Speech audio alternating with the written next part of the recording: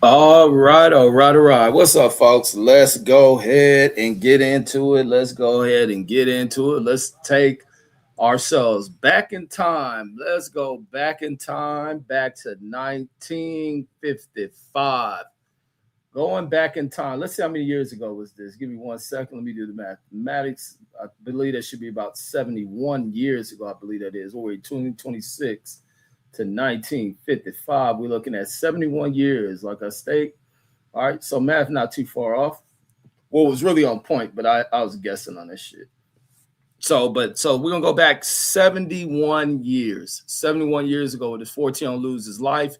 There you see the photo that which really brought this thing about the experiences of racism inside of America's, mainly the southern states, in situations like this, being a Chicago kid. The man to the right in the army uniform is Emmett Till's father, and this is the reason why you don't hear much about his father. Like I said, I did a little video yesterday about his father and what happened to him. So those who may have seen or may know his history, you don't really hear nothing about the father ever mentioned of Emmett Till. It's always the mother, and the mother made this profound decision of not just holding any old funeral and letting this type of thing just go on by, which is kind of the mindset of a lot of those being raised in this climate in the South, Jim Crow South. So the mother made this decision, and it brought awareness to what was going on and what people were experiencing. Almost like the video of Rodney King being beat and opening the world to what was happening with South Central residents and Los Angeles law enforcement. But the father, the reason, so going into this father, why you don't hear much about him, his father was murdered 10 years before his son. So while over in Italy during World War II, his father gets convicted. So his father is not a person who just voluntarily joined the military. The father was given a decision on whether to go to jail or serve in the military upon his arrest for domestic violence towards Emmett Till's mother. So he makes a decision to go into the military. While over in Italy, he and a number of other GIs get in a situation and they're doing sucker shit. They didn't taking advantage of three women over there and killing one of them. And so that behavior leads to this dude facing military justice, and where they sentence him to death and they hang his ass. So that's what happened to Emmett Till's father. And then 10 years later, the loss of his son will ignite a firestorm inside of America and really bring in a lot of the racial political systems in the South back to the view of the rest of the world and shit, and the international community, and put America really in a bad spot that America tried its best to hide from the rest of the world, similar to what was occurring over in Germany. So we had a German and Jew situation here in America, but it's funny that it happened to be where the black folks being on the other end of be what would be, kind of highlighted as being kind of the Jews of the world, like Jews over in Germany and shit. But somehow these people could come here and we do more about telling their story of suffering over in Germany than we talk about blacks' situation over here in America at the hands of a system. Not so much of just individual. Well, this is going to be a case of individuals, but individuals who are protected by a system who will cover up their crimes and shit. And that's what happens with this situation with Emmett Till. But going back into his father, so his father will face the fate of a rope around his neck at the hands of the United States government, and they will kill him as well as another white soldier. Another black soldier who was with them was granted immunity for telling on the guy. So he can participate in this shit, he can rat, and they allow him to stay alive. When that same dude who participated in that shit should have had his ass killed as well. So that's just the history where America allows the rats to get away with things. So I want to go into, before going into the confession and the story, just to go in a little brief as relates to the history on this shit. So going into this courtroom, just to get images inside the courtroom of the type of scumbag ass people we have surrounding by the situation. Grown ass dudes, a bunch of grown ass white dudes sitting in this courtroom, bunch of dudes who, if they lived in this modern age, will be having their asses handed to them and beat the fuck down. And especially if they look at the current climate of situation, hear how white kids love to repeat things they hear from black folks. So this is the jury. So this is the jury for the Emmett Till court case. Looks like they're neighbors of the Bryant brothers who are involved in this situation. So here go the locations. This happens to be the Bryant store. So it says the Bryant's grocery and meat market. This is a market to where many of the blacks over in this town over in Mississippi will come here, buy their meats, kids buy candies, buy sodas, hang out on the front. And the survival of this damn store was dependent upon the black residents there. The blacks patronized the store. Following the death of Emmett Till in this situation, their business went under. And I was looking at salute to and the thing that made me let me get my words right, that made me go back into covering this situation was watching Mobile Instinct and Lamont at Large, who covers a lot of, famous murders and things like that. And they actually go to the actual sites. So they retrace the steps of this Emmett Till story from going where the actual spot of the store was. This store is covered by the fucking vegetation of the areas has consumed this building. This building has become dilapidated as their store fell because the blacks in the community refused to patronize the business and shit. And business turned away, the store went under, and who knows what they went into getting into following this. Then they go from the store, they go over to where his uncle lived. They went to the property. There's a new house built on the property, but they went there to where these white dudes returned, because when Emmett Till whistles he ain't do none of that shit to this little lying ass white chick. When he gets accused of this shit by this white woman after her husband, who was gone somewhere out of town, probably fucking with another little snow bunny bitch on her, he gets back. She tells him about the situation. They come almost like a week later. So for the longest, I've always thought they when he made this, or he gets accused of this by this white chick, that they came immediately to the uncle house and took this dude, tortured him, and then dumped him off in the river, killing and drowning if he wasn't dead already. But they said like almost a week or something went by before these dudes came storming to the house and commit this act of this uppity Negro. They'll think of him as a city slicker from out of Chicago coming down here creating trouble, meaning teaching these Southern blacks of pride, standing up, disrespecting these folks, not bowing their heads down and saying yes sir and moving out the way. Emmett Till comes from a different environment and where he ain't accustomed to it. Because I'm gonna get into the story before I go into the confessions about when they were in the store the day this shit happened, how the kids who were happy that he was down there, but like they had to be with him at all times in the store because he didn't know the rules in Mississippi. Wow. And I read that shit. I'm like, the rules? Like, what the fuck? You talking about whooping the people into submission? Oh my God. This is it. And so they go from the uncle house, they go to where they kidnapped them and tortured them. Then they go over to the bridge where they dumped them off at, and then over to a funeral home. And all this shit is the town is dead. It's one of these towns that is dying off, where people have left there. The white businesses unable to continue on successful. So this is the uncle's house where they took him from. This is a nice house. The uncle had a very nice house. And the uncle, based on this 1955, the uncle is an older dude. It's possible the uncle could have been like one of the first free black people in his family and shit. Being if this 55, the uncle, I don't know how, let me see how old is, what's his uncle name? Moses Wright or something like that. Give me 1 second. Let me go into the uncle. Let me see when was he born? He might have been, he's really closely attached to slavery.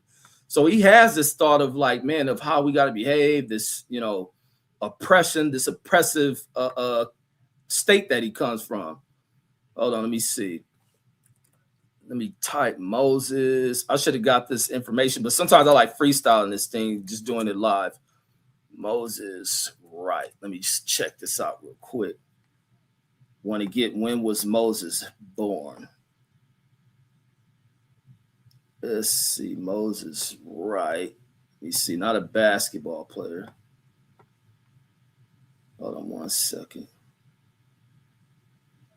And they showing testimony from Moses Wright pointing over at the white dudes who abducted his nephew. Give me 1 second. And then it was just like the court shit was a sham. Like they wasn't gonna do nothing to these fucking white dudes. People on the jury look like they're his peers and shit. Let me see. So he was 14. He was with his cousin. So Wheeler Parker and Emmett Till. Let me see. Did they give me right? Said that he was 64. So his uncle says, how old are you, preacher? So the uncle's a preacher. So the uncle is 64. So the uncle was born in 18. Let me see. This is 1955. He's 64.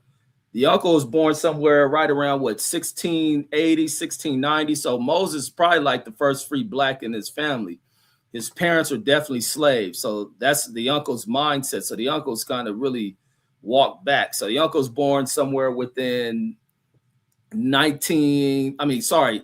1891 or some shit like that. And let me see, what is this? The Tallahatchie County Court. So this is where they held the court. Looks like an old church. This is our victim here, Emmett Till. These are going to be our suspects here. Be two brothers. This is Roy Bryant, who is the husband of the white lady, and this is brother. This ain't his brother. I think this may be her brother, J.W. Million. All right, so there we have. This is Emmett Till. So this is what his body looked like when they pulled him from the river. You had the sheriff sitting there denying that this wasn't him. So the sheriff in here who ain't interested in solving any black murders, that when they pull his body from the fucking river, the sheriff's like, nah, that ain't this kid. This got to be some grown Negro. Because ain't no way this kid decomposed this damn quickly.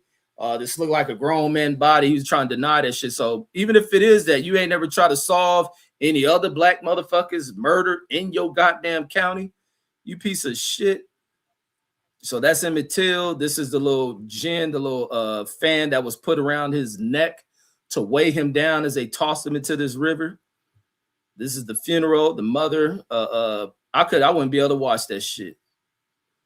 And this is the funeral. So the huge turnout at his funeral as they brought him back because they were trying to rush his funeral, trying to have his funeral held down there in the South. This is a little dog head funky bitch. Who I think recently died, but she got to live to an old age. Like she did that in the South. His family, Till's family, should have mounted up and stumped this whore out. This is the uncle who this shit happened to under his watch in his home. He's an older dude. Be a modern age black motherfucking want to criticize this old dude. But this is why it's important to kind of be on some like real gang shit, hood shit, not ignorant drive-by shoot niggas who look like you type shit, to prevent these type of people to organizing their gangs. Their gangs wear white sheets on their head. That's the rag they wear. People love to talk about black gangs and the blue and red rags. But these people wear white rags and sometimes put a sheet over their little stinking ass heads. That this is the reason why the importance in the formulation of black gangs have been of a great importance of dealing with these type of people. That when you mount up and you stand in strength in the numbers, you ain't got to match these niggas' numbers because they can't fight you. That they begin to cower. And this is why they run away and do all that white flight shit.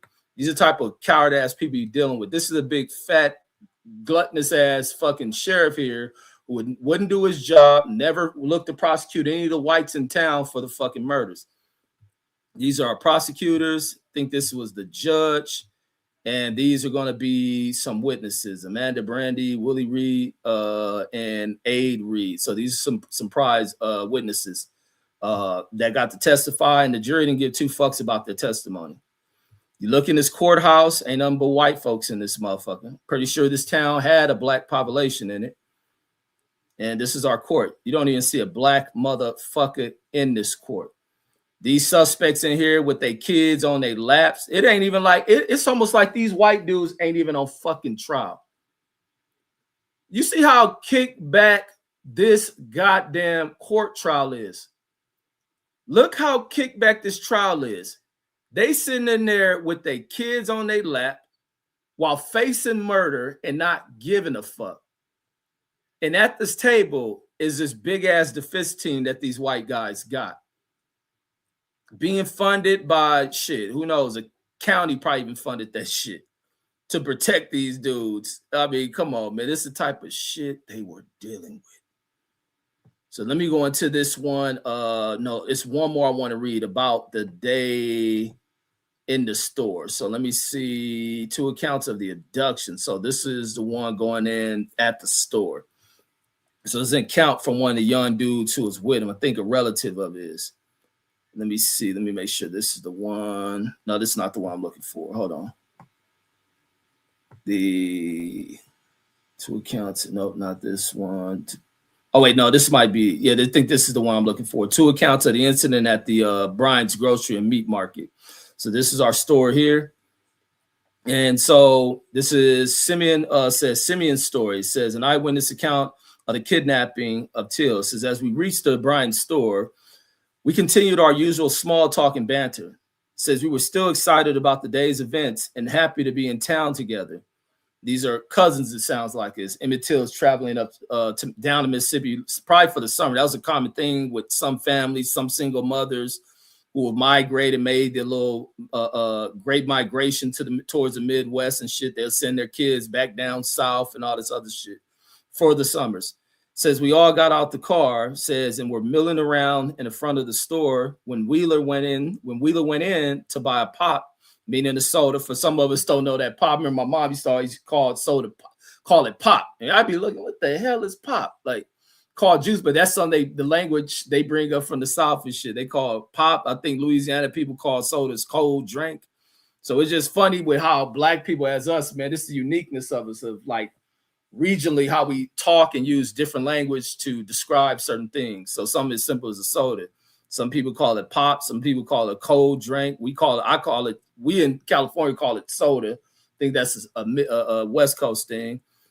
All right, continuing on. So he went in, they saying that, so this is about Wheeler went in there. Wheeler went in to buy a pop or some candy. They call Emmett Till, they call him Bobo. Bobo went in after him. Says then Wheeler came out, leaving Bobo in there alone. Maurice immediately sent me, so the Simeon. So Maurice immediately sent me into the store to be with Bobo. Peep this out. This shows the conditioning in the minds of these people down in this Mississippi town. Says he was concerned about Bobo being in the store alone because what had happened on the previous Sunday. Says when Bobo set his fireworks off inside the city limits. Says he just didn't know the Mississippi rules, and Maurice felt that someone should be with Bobo at all times. So they worry about the city dude and the mentality of city that city blacks have when they come down the south. They don't give a fuck about you motherfuckers. Sometimes we had this mentality, but maybe too small to defend yourselves against a mob of grown ass dudes and shit. Says for less than a minute, he was in the store alone with Carolyn Bryant, this old bitch. Says the white woman working at the cash register. What he said, if anything, says before I came in, I don't know. Says while I was in the store, Bobo did nothing inappropriate. Says he didn't grab Miss Bryant, nor did he put his arms around her. Says that was a story she later told to the court, which is, I mean, to tell that shit to the court. So this is what the court would think, that she can tell the story about a young black kid putting his arms around her, that means he should die. Like, come on, man. This funky bitch should have been fucking tortured. Says a counter separated the customers from the store clerk. Bobo would have had to jump over it, says, to get to Mrs. Bryant. Bobo didn't ask her for a date or call her baby. Says there was no luxurious conversation between them. Says no luxurious conversations between them. Nice word to use. Says, and after a few minutes, he paid for his items and left the store left the store together. Says we had been outside the store only a few seconds when Miss Bryant came out behind us, heading straight to her car. Says as she walked, Bobo whistled at her. Says I think he wanted to get a laugh out of us or something.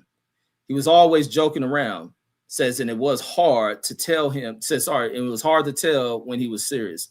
Says it was a loud wolf whistle. Says a big city wee. Says and it caught us all by surprise. Says we all looked at each other, realizing that Bobo had violated a long-standing, unwritten law, a social taboo. Says about conduct between blacks and whites in the South. Man, as a California black, that shit is crazy to me. That shit is crazy to me. But I'm a younger generation black, and now I understand these are the conditions and climates that some people endure. And this shit ain't long ago at fucking all. That shit ain't long ago at all. So this is some unwritten law, social taboo. Says about conduct between blacks and whites, and says in the South, and whites being still pissed off by the Civil War. Blacks should have took pride in what they did in that war. So suddenly we felt we were in danger. Wow, you hear this shit? Off of them doing that shit. And then now, guess what we do? We can grab white women by the ass, do all type of shit. And some people want to be disrespectful to them. These type of little racist ass white folks, you do it to their kids and shit. This shit is wild. It says, and then here go the little European immigrant love to come in here and learn, and then all these right dumb shit talking about 55 lane long ago, white boy. Says suddenly we felt we were in danger. Says, and we stared at each other. Says all with the same expression of fear and panic. Damn, over that. Damn. Says like a group of boys who had thrown a rock through somebody's window. Says we ran to the car. Bobo with a slight limp says from the polio he had contracted as a child. Says ran along with us. Says but not as panic stricken as we were. Says after seeing our fright, says it did slowly dawn on him that he had done something wrong. Wild shit. So wait, let me see. Did they give a date when that one happened? When he whistled at her? Let me see. No date. This one comes with a date down here. On Wednesday, August 24th, a carload of 8 young Negroes, 7 boys and a girl, set out for a juke in a 46 Ford. Since it was only 7:30 p.m., says they stopped in front of Roy Bryant's store in Money. So this is Money, Mississippi. Says Till and the 7 others got out, to talk to the dozen or so Negroes who were joking and playing checkers in front of the country store, which catered almost exclusively to Negro trade. So these white folks is in this town. It's almost like how the Koreans are in black cities. This shit is crazy. Let me pull up Money, Mississippi real quick. But these people don't control the economics is a crazy thing. Let me see. Money, Mississippi. Let me check this one out. And let me see if it's not a dead town. No, they won't even show me. They just showing actual money. Give me 1 second. I want to pull up some demographic numbers if they have them on here.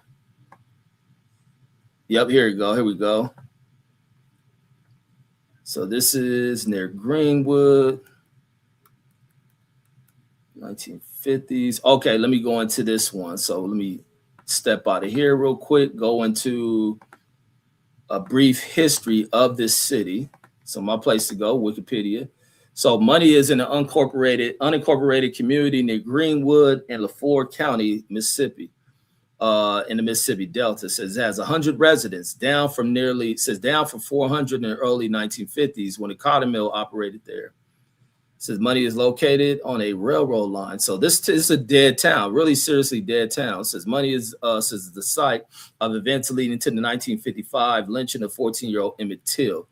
So let me see if they go back into. So here go the store. Good one. Good. I think I went here. Here go the store. So this is the store looked like in 2009. So about 2018 says it was described as not much left. Says as preservation says was hindered by by its private owners. So some owners won't allow it. Probably some people part of the Bryant family that don't want to see this thing only be recognized for their history. But being the black folks pull their dollars out of this shit, being the black people pull their dollars out of the store, this family's business failed. So that's the power of boycotting. It's the power of the boycott when you pull your money away from shit. So the population in the 1900s was 40. It says the Money Post Office was established in 1901. Money gained international attention in 1955 at the Emmett Till. So we know that blah, blah, the situation, subsequent murder. Historic market says a historic marker has been placed in front of the Bryant's grocery store, and the site draws an ever-increasing number of tourists. Says the crumbling building is privately owned, which has hindered efforts to preserve it. And that's the crazy shit. These pieces of shit who own it, who's probably sorry-ass people's families who don't want this shit being preserved and then brought to kind of its restored to its old look, and so people can go back on that time in history. So this one doesn't show me much on a census. Looking for a census, but like it stated that this was predominantly black town.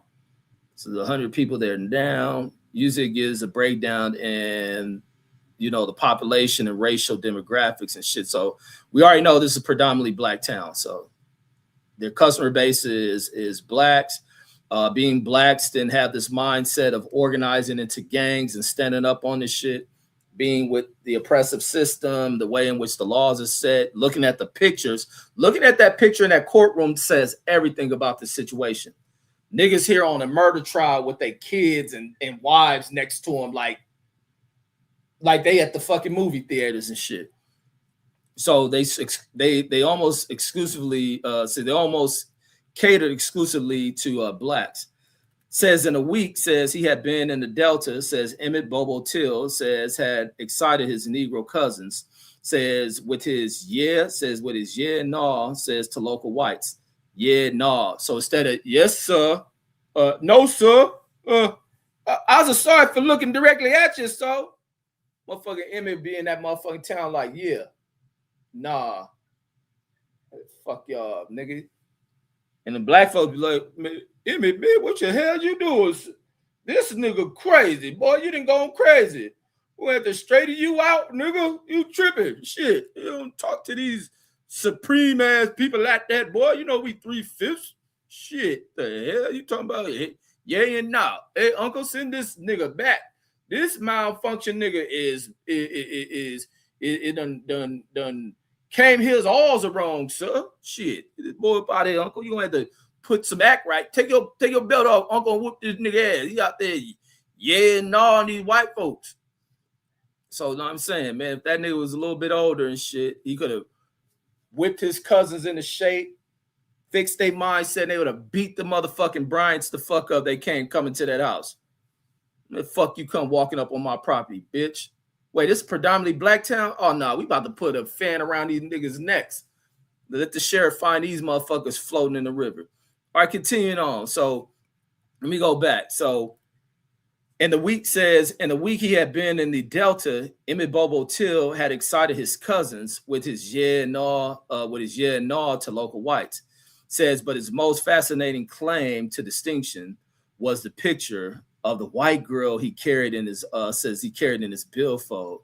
This shit crazy, blow these minds that he got a picture of a white girl in his wallet. Said Bobo insisted this was his girl back in Chicago. That night, he once again passed the picture around and bragged about his relations with his girl. Says but it's even crazy that they even think of this shit of like something like braggadocious to have a white woman. That's the mindset of these fools. Like these are queens and shit. Says his boast calls one Negro youth to taunt. Says you talking mighty big, Bo. Says there's a pretty little white woman in there. There's a pretty white woman in there in the stove. Says since you Chicago cats know so much about white girls, let's see you go in there and get a date with her. So they saying this occurred off of a dare. Says Bobo now had to act a loose face. Says while fascinated, Delta Negroes lined the store window, Till into the front door. Inside alone was pretty. Inside alone was pretty. This bitch ain't pretty. Fuck her. 21-year-old Carolyn Bryant. Says she was 5 feet 2 inches tall, weighed 103 pounds. Young Till, only 14. Says was 4 inches taller. Says and nearly 60 pounds heavier. Yeah, I think they say he seemed like he was a big kid.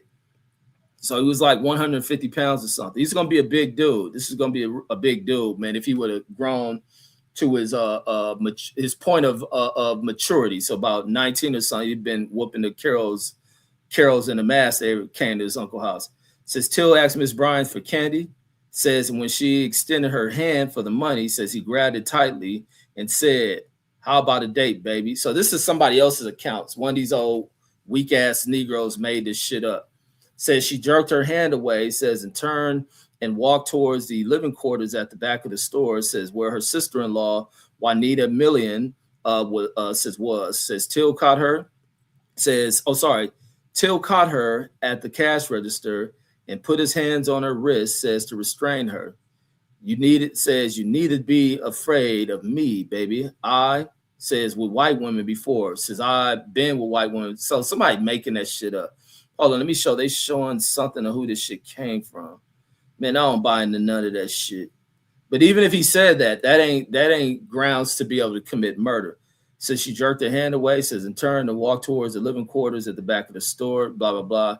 Says one of Till's cousins ran in and grabbed him, says, and pulled him from the store. As he went to the door, says he turned and said goodbye. Says Curlabine ran out the front of I ran out the front door to get a pistol from under the front seat of her sister-in-law's car. As she crossed the road, says Till gave what sounded like a long two-noted wolf whistle. Says then the Negroes drove away. So this is coming from somebody else. I wish they show who these claims came from. But that shit ain't grounds for none of that shit. This is then once again why it's the importance of this gang shit is important. That's why you don't hear me. I don't talk negatively about Bloods and Crips and none of that shit. I just think the mentality of niggas in today that claim to want to be gangsters and shit have so totally fucked up about what it is. So this is a confession to the killer. So mine, the court trial, these niggas innocent is in 50, 55, 56. Here these niggas is giving a confession. The husband. So you got Roy Bryant and then his brother-in-law, J.W. Million, says at their trial where they don't look, everybody's dressed. That's the other thing that stands out in this shit with this trial. Is from jury to the people present in the court. Let me go back to the images. Is how everybody's dressed the same. Every single one of these motherfuckers. Like this is the outside Klan outfit that they're in. They're in the outdoor, we don't have to conceal our identity Klan outfit. Let me go back into this shit. This is what Mark Summers and them grandparents wear and shit. So you got one nigga defined, he wearing a little plaid shirt. So two of them, if you ain't gonna wear the white and brown and beige slacks like them, you can wear the plaid pattern shirts. You wear these. All right, so that's what you wear. Make sure the shirt is white, pants are brown. All right, so let's go back down here to the confession story. So this is some wild shit he did in Look magazine. All right, so the shocking story of approved killing in Mississippi. So this is by William Bradford Hugh. I think that's how you say his name. Editor's note says, in a long history of men's inhumanity to men, and that's a fact, and then mainly the inhumanity of Europeans towards other men, because Europeans will do it to themselves, all for a quest of who knows. Says inhumanity to man, racial conflicts has produced some of the most horrible examples of brutality. Says the recent slaying of Emmett Till. That's why that Holocaust shit should not be a thing that is prioritized and highlighted and talked over here. It didn't happen here. The Holocaust didn't happen here. So all that talk of anti-Semitic that you hear spewed on TV and talk any other place, like that shit ain't got no place over here. The only reason why anti-Semitism is here is because those people from over there that was committing that shit have been brought here. So other than that, you can't ever say that shit to no black motherfucker. It may be some black motherfuckers that cross the line and say some old ill shit about people that they have no existence amongst. And people didn't live here, but our stories are stories. Jewish Holocaustic history is in this motherfucker with black folks. All right, so let me go on finish this editor's note while I go on these tangents and responses to certain parts. So in the long history of man's inhumanity to man, racial conflicts have produced some of the most horrible examples of brutality. The recent slaying of Emmett Till in Mississippi is a case in point. The editors of Look are convinced that they are presenting here for the first time the real story of that killing, the story no jury heard, and no newspaper reader saw. And shit, the jury went out, gave a fuck if they heard this right here. Says disclosed here is a true account of the slaying in Mississippi of a Negro youth named Emmett Till. And it's funny because they show when the Roy Bryant dude died, because I think even Carol got left by Roy Bryant, and they left that whole.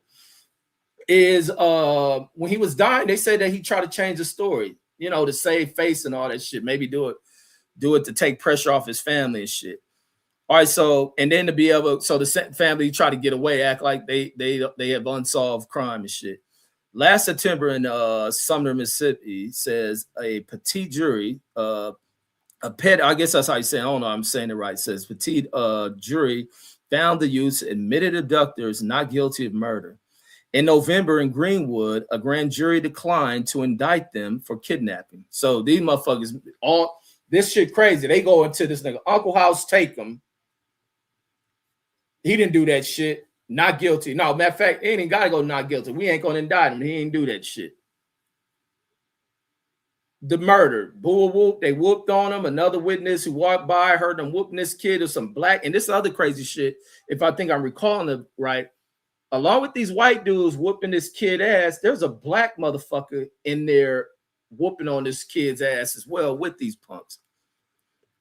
Okay, so of the murder trial, says the Mississippi Commercial Appeal said evidence necessary for convicting on a murder charge was lacking.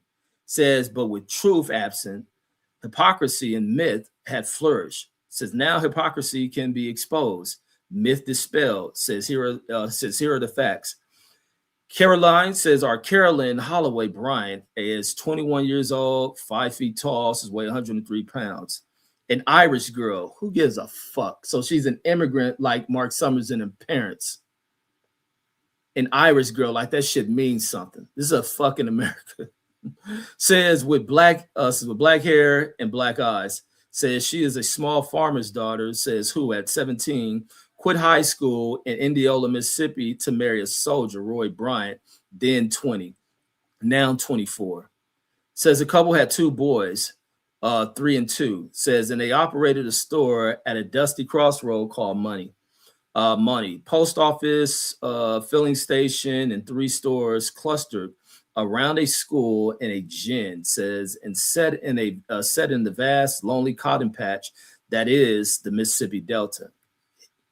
Deep slave history. That's why so many black people around there. That's why this town is filled with so many black people. And it's no telling because Carolyn Bryant ain't from here. She's the parents of some immigrants that came from Ireland. So she ain't got a deep history. She know nothing. She just comes in and gains the privilege of being able to treat people in a fucked up way. Who knows? Her parents probably brought over here after fucking World War II and shit. Then you go into this shit with the fucking Bryants. It could be the same situation going with them and their families probably being part of maybe owning plantation, owning slaves, Civil War outbreak, the conclusion of the Civil War, they lose everything. They go poor. All these blacks in this town, these blacks remain who are the offsprings of slaves. So Carolyn and Roy Bryant are poor. They're poor. This is the reason why they hate so much about these black people. They can't stand these fucking black people. The reason why the Delta is so fucking poor. The black people are no longer free labor in that motherfucker. They don't want to fucking do the righteous and Christ-like thing and mankind working with one another. And when you hand them their ass and they want to talk peace and mankind, they're poor.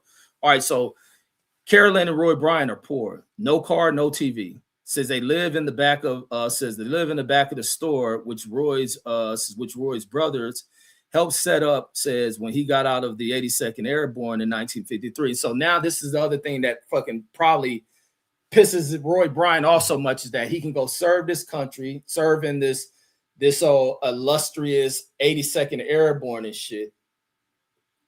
Get out, come back to this town and have nothing. He about as poor as the blacks in it. Says they sell snuff and fact back to Negro field hands on credit. Says, and they earn little because, for one reason, the government has been giving the Negroes food they formerly brought. So you see what pisses this punk ass white dude off. And the importance of gangs, and the reason why gang motherfuckers need to understand the importance of not tripping on niggas because they live over here, they rags wear this color, and you realize, even when niggas realize, I don't give a fuck what gang and what state you in, when you find niggas, and nothing should separate us, that you actually cool with motherfuckers. You actually related to these motherfuckers. We done found ways to divide each other, be conquered and shit by motherfuckers like this. Like, this is shit that bugs me with this shit. And so let's go back into this shit. Always right, Reggie Owens. This is always a shit I be saying. I don't even gotta be knowing these motherfuckers. Read this shit, and I got a deep understanding of these motherfuckers. So I don't get caught up in that stupid shit. And I'll go into the chat after I read this shit. So they sell snuff and fatback to Negro field hands on credit. And they earn little because, for one reason, the government has been giving the Negroes food they formerly brought. Carolyn and Roy Bryant's social life says visits to their families, says to the Baptist church, and whenever they can borrow a car to drive-in with the kids sleeping in the back seat. They call Shane the best picture they ever saw. These are poor whites, but they sitting in court looking oh so rich. For extra money, Carolyn tends store when Roy works outside. No, Carolyn be selling ass is what Carolyn be doing. See, they didn't want to highlight that, but I'm gonna put it in. I'm gonna do a little bit of revising this shit. Carolyn Bryant be selling pussy, and that's why maybe they bring up a story about Emmett saying something, because maybe Emmett got word that Carolyn be selling pussy, but Carolyn be selling pussy to her husband's friends and shit. But back to what the article says. For extra money, Carolyn tends store when Roy works outside. Says like truck driving for a brother. Says, and he has many brothers. His mother had 2 husbands. His mother was a whore. So let's go into these parents. See, they love talking about the black household. Let's go into this stinking ass broad's lifestyle, the mother of Roy Bryant. And that's why Roy Bryant head fucked up. He come out dirty cat. So his mother had 2 husbands. Thought it was Dev Do You Part. She had 11 children.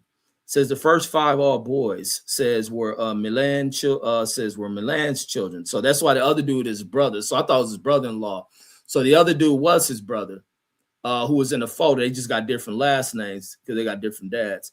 Says the next 6, 3 boys, 3 girls. Says were Brian's children. Says this is a lustily and devout clan. Says they work, fight, vote, and play as a family. You hear that word, vote? Some of you dummies think the vote don't matter.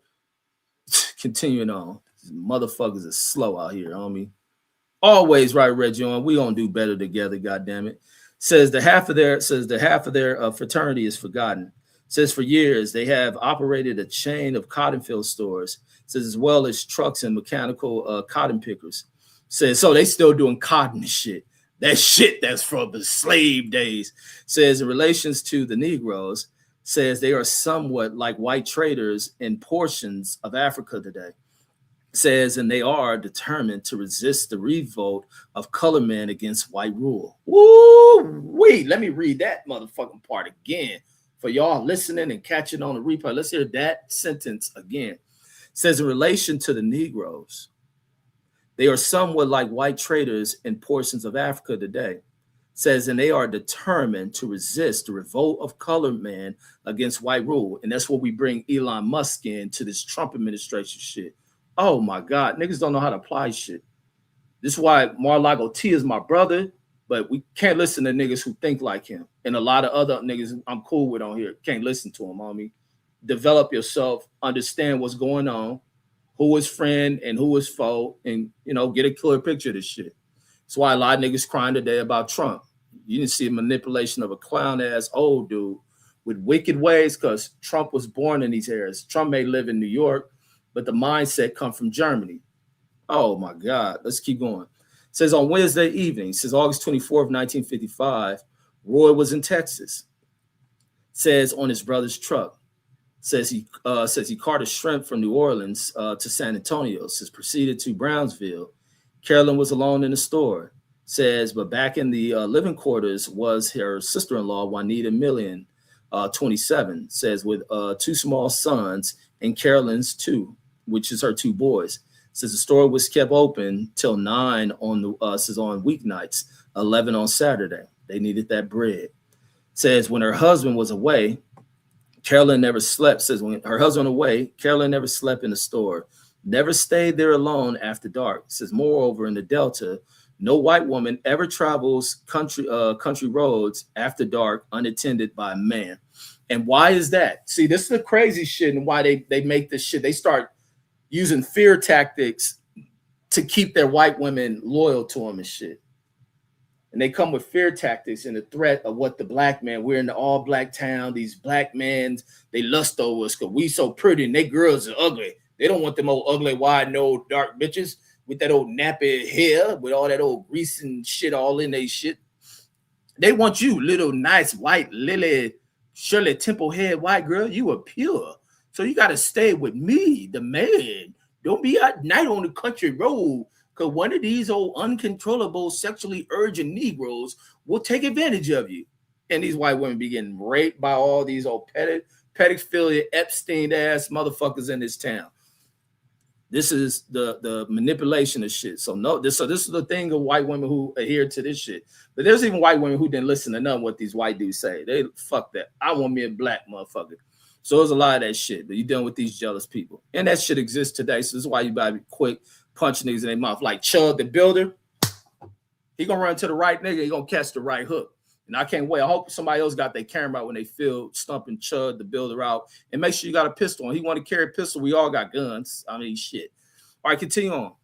It says this meant that during Roy's absences, particularly since he had no car, says there was family inconvenience. Says each afternoon, says the sister-in-law arrived to stay with Carolyn until closing time. Says then the two women with their children waited for a brother-in-law to convoy them home to his home. Says next morning, the sister-in-law drove Carolyn back. So this is what they did when the dudes is going. They don't want you in this town with all these black Negroes. Go get that black money, though. Because ain't no white people coming to our store. They'll come to our coat trial, but they don't come into our store to help support us and buy all the stuff. But these old Negroes will buy it. Hey, nigga, get that shit and get. Hurry up and buy and get this shit up out my store. That's what the white folks been doing. And so let's continue on. Juanita Million says had driven, says from her home in Glendora, says she had parked in front of the store, says to the left. And under the front seat, says, and under the front seat of this car was Royce Bryant's pistol, says a 38 Colt automatic. So he pulled that trigger, blah, blah, blah, blah. Make it quick. I want to squeeze the trigger one time and get the spraying on these black motherfuckers. And then so Carolyn knew it was there. Says after 9, Juanita's husband, J.W. Milan, which is Roy Bryant's brother, says would arrive. So that's why they got different last names. His mama married somebody else. Says would arrive in his pickup truck, to shepherd them to his home for the night. And then the brother was probably touching on Caroline. So she don't want to tell that part. Says about 7:30 p.m., says 8 young Negroes. Not black boys, not black men, but Negroes. This is the language they used to use down there. 7 boys and a girl. Says in a 46 or 1946 Ford had stopped outside. Says, damn, what a 46 Ford look like? Man, that shit's short of a Model T. That must have been an old, slow, raggedy-ass motherfucking car. Hold on, let's go pull this shit up. Niggas driving a 1946 Ford. That motherfucker ain't even got a brand name on it. It ain't got like the Taurus, the Explorer. That shit is called a 1946 Ford. We got to pull this one up. I want to see what they was riding like. They was probably riding some old cheap ass shit. That means, oh shit, look at this motherfucking car. So they offer you one model. Oh my God. Oh my God. As a modern age black motherfucker living today in modern ass America, this shit can be laughable to laugh at this car. But this is fire. So even even you'll put rims on it today. So the old timers from back in this day will be mad to see what people do to these cars, that they put switches on that shit, put rims and Dayton's on it. But this is what they was driving. They was driving in this old ass shit. Big goofball looking at his car. That shit look like a nose or some shit. I don't know what the fuck said, but they called crawling out of this motherfucker. Wait, how many it said? Hold on. Yeah, I'll be wrong for making shit in the comical shit. 8 motherfuckers hopped out this shit. 8 people. So like how people clown, how the Mexicans have flood all into a car, black people was doing that shit too. So they all sat. They probably, oh my, I don't know how you fit that many motherfucker in this big ass nose. They put too much hood into this car and not enough passenger compartment. So that motherfucker long nose ass car. Unless they had the 4-door one. Maybe there's a 4-door, but damn, that engine part is too damn big and shit. So that car never flip up. So I mean, god damn. So that's what the 46 Ford was. So that's the other crazy thing is you look in this modern age, cars have all these different model variants, names to them and all that other shit. So back then they would just put a year on the car and that's it. Like you got the 63 Impala, all this other shit. All right, so they arrived in a Ford. So 8 of these motherfuckers arrived in a 46 Ford and they stopped outside. Says they included sons, grandsons, and a nephew of Moses Wright, the preacher. Says 60, who was 64, he was a cropper, a sharecropper, like Sharecropper Shelton. Remember Sharecropper Shelton that I used to roast so viciously on here from the LDBC. So they're just like him, sharecropper. So they were between 13 and 19 years old. So these are teens. Says 4 were natives of the Delta. Says and others, including the nephew Emmett Bobo Till, were visiting from the Chicago area.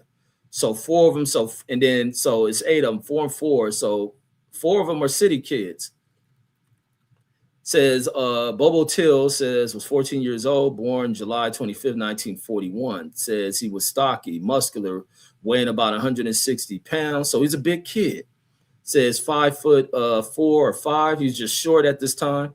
Says preacher later testified, says he looked like a man. So he's a big kid. Kid's probably playing football. I hope Emmett Till got some punches off on these bitch ass dude. Hope Emmett was like, bah, bah, bah, bah. He said, oh shit, goddamn, JW, help get this little goddamn city slicking nigga off me. So yeah, hopefully Emmett Till punched these niggas the fuck up. I hope to God you did, Emmett. I hope you did. I hope you up in heaven. When I'm in heaven with you, I get to hear that story and that you fired on these punks. All right, so Bobo's party joined a dozen other young Negroes sitting in front of these poor-ass white people's store. Says including 2 other girls. Says in front of the store. Bryant had built checkerboards. Says the Bryant had built checkerboards there. Says some were playing checkers. Others were rustling and kidding about girls. Says, and it just sounds like what we do just regularly, have fun and be out here living life, not worried about these pussy ass people just living life while they sitting in a back room of fear, creating all type of narratives about you, what you want to do. You don't even worry about they little sorry asses. Come on, man. Bubble bragged about his white girl. Says he showed the boys a picture of his white girl in a wallet. I mean, damn, Emmett, you had a little bit of that. What do you call that shit? What would you call this shit? Some of that sellout shit, like you highlighting this white girl. He said, black girls ain't shit. I live in Chicago. Well, no, he probably live in integrated Chicago. But them white girls just look old so sexy to them and shit. This fool crazy for that shit. Says, show the picture of his white girl in his wallet. Says, and to their jeers of belief, he boasted of success with her, meaning he was pumping her, giving her the good interracial wiener, hitting her with the long strokes, like Mark Sumner's mama used to love, but based on her mommy and pappy's rules of the house, she had to marry old Mark Sumner's pay as your motherfucking go papa. So you talking, they said you talking mighty big, Bo, says one you says there's a pretty little white woman in there named Miss Sumners standing behind a counter right up in there. Says, since you know how to handle white girls, let's see you go in there. Says, let's see you go and get a date with her. That shit crazy that these black dudes' mindsets. But some black people got that mindset today, so it ain't really changed in 71 years. Says, you ain't chicken, are you, Bo? Says another Teutonic. Says, Bo had to fire or fall back. Says he entered the store alone. Says stopped at the candy case. Says Carolyn was behind the counter, Bobo in front. Says he asked for 2 cents worth of bubble gum. Damn, 2 cents of bubble gum. So where you gonna hear these prices of what shit used to cost back then. She handed it to him. He squeezed her hand and said, "How about a date, baby?" Her mindset went right into that old goddamn countrified KKK lesson she been taught. How dare you, little wide-nosed monkey? You must not be from here. I was gonna teach you. And then she not realize her husband ain't in town. He out there fucking some other old country farmer bitch way in another state. All right, so she jerked away and started for Juanita a million. Says at the break between counters, Bobo jumped in front of her. Says perhaps caught her at the waist and said, "You needed to be afraid of me." Says, "Baby," says, "I've been with white girls before." But that shit sounds so made up. Says at this point, says a cousin ran in, grabbed Bobo, says, and began pulling him out. Wait, am I reading the right shit? Yeah, these are Killer's confessions. And began pulling him out of the store. Says Caroline now ran, says not for Juanita, says, but out the front, says, and got the pistol from Milan's car. Says outside with Bobo being ushered off by his cousins and with Caroline getting the gun, Bobo executed the wolf whistle, says which gave the case its name. So this is what they call the case, the wolf whistle murder. Says a Negro child or boy whistled at her and they killed them. That was a sum of the facts on which most newspaper readers based an opinion. Meaning the readers being a bunch of white folks, and how they call their justification, I guess, of this murder. Says a Negro drove away, says, and Carolyn, shaken, told Juanita, says the two women, says, determined to keep the innocent from their man folks. Says they didn't tell J.W. Milan, says, when he came to escort them home. So they didn't tell right away. By Thursday, so this is Tuesday, this happened. By Thursday afternoon, Caroline could see the story was getting around. So these niggas up here, these little black young dudes in here running their fucking mouth, doing all this laughing, hee-haw-haw, and all this other shit, and turn this shit into something else. Because now she don't want to deal with her insecure husband and making this spin like she been fucked by a little black kid. So this is the shit that leads to these little laughter and joking and dares. That's why some people, like older parents, especially like Southern parents back in the day, who would come from shit, they didn't play all that dare, like you allowing your friends to dare you to do some shit. Because there be niggas trying to dare people to do this shit. No, they ain't gonna stand up for you some shit when these people try to come at you. You know, that's the activities of bitch ass dudes who do that kind of shit. People got friends who do that bitch ass shit, want to dare people and then claim they're your friend and shit. So by Thursday afternoon, Caroline Bryant could see the story was getting around. She spent Thursday night at the Milams. Says we're at 4 a.m. Friday. Roy got back from Texas. Since he had slept little for 5 nights, he went to bed at the Milans while Kara returned to the store. During Friday afternoon, Roy reached the store, and shortly thereafter, a Negro told him what the talk was. So a black motherfucker come to this white man and tell him what the talk was. Says, so here it is. So shortly thereafter, a Negro told him what the talk was and told him that the Chicago boy was visiting preacher. Caroline then told Roy what had happened. So you see what little sellout, coon ass, black punk ass motherfucker be on. Says once Roy Bryant knew in his environment, in the opinions of most white people around him, says for him to have done nothing, says would have marked him for a coward and a fool. On Friday night, says he couldn't do anything. Says he and Caroline were alone and he had no car, so he couldn't get over it. So this being a poor ass white motherfucker prolonged this shit. So it bought Emmett a little bit of time. It brought Emmett some time because this poor ass white dude didn't have a car. Hey man, I'm mad at the motherfucker. I'm gonna kill this nigga. Can you give me a lift? Can you give me a ride over here? This motherfucking chump ass punk. And this old sorry ass black dude running in there to tell this nigga Come on, man. This is the making of pussy ass people, man. I'm glad to be reading this shit. So he had no car. Saturday was collection day. Says they're busy day in the store. Says about 10:30 Saturday night, JW Milan drove by. Says Roy took him aside. Says I want you to come over early in the mornings. He says I need a little transportation. I need you to come over, Roy. My little po white ass ain't got no motherfucking car, but I must go get this black nigga that they talking about and had his way with my wife. Sticking a long thing, and I've been wondering why every time I fuck Caroline, I don't feel shit. Bitch is loose. My bitch is loose. I knew something was going on with a Chicago nigga didn't hit her. And I'm mad. I ain't gonna whoop the bitch ass. Maybe he did slap her. He probably definitely whooped her ass. All right, so JW protested. So JW said, nah, brother. Says Sunday's the only morning I can sleep. Says, can we make it around noon? And I need some sleep, man. Motherfucking ass tired. Says Roy then told him, says, I'll be there. Says he said early. JW drove to another brother's store at Mentor City, says where he was working. Says he closed that store about 12:30 a.m. Said drove home to Glendora. Juanita was away, says visiting her folks in Greenville. JW had been thinking. He decided not to go to bed. He pumped the pickup. Says a half-ton 55 Chevrolet. Says full of gas and headed for money. So let me see what a 1955 Chevrolet half-ton. Let's pull that shit up. I want to see what that shit look like. Probably definitely what me and some of the homies back in Texas used to call N-word draggers. So this is what we call pickup trucks. It's kind of why I don't like pickup trucks.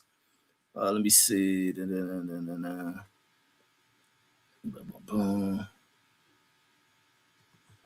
right, let me go. 19. Wait, hold on. Let me see what that was. I think that shit brand new. What did they say year? Oh, he got a brand new truck. This nigga is the high cotton. 1955 half-ton pickup truck. Let me see. Let's see what this fool riding in. He riding in a Forrest Gump, chasing Forrest Gump ass truck. So this is what he driving. And it's new, off the showroom floor. So he been using Negro money, store money, and driving around them trucks to go buy him a brand new truck, engine new. So Emmett couldn't run from this shit. So this is what he riding in. He riding in one of these new ass trucks, a half-ton, 1955, brand new. And as soon as he buys his truck, his damn brother need a ride to go kill a kid. Fucking chump ass dudes. That's why I never like pickup trucks, because these type of the people that brought them. That's the main reason I don't like pickup trucks. Like, to be honest, I don't like them because these type of people from Emmett Till town buy this shit. Like, and that's serious. I don't like pickup trucks for that shit. I don't like pickup trucks. Think they belong to rednecks. So let me see. So he had this new ass truck. So this is 1955. This nigga on a 55 Chevy. Says he pumped it full of gas. Said, fuck, I'm gonna go kill his black ass. Says JW Big Milan says 36, 6'2", 235 pound, an extrovert. Says short boots accentuated his height. Says khaki trousers, red sports shirt, sun helmet. Says dark vest. What is that? Dark visages.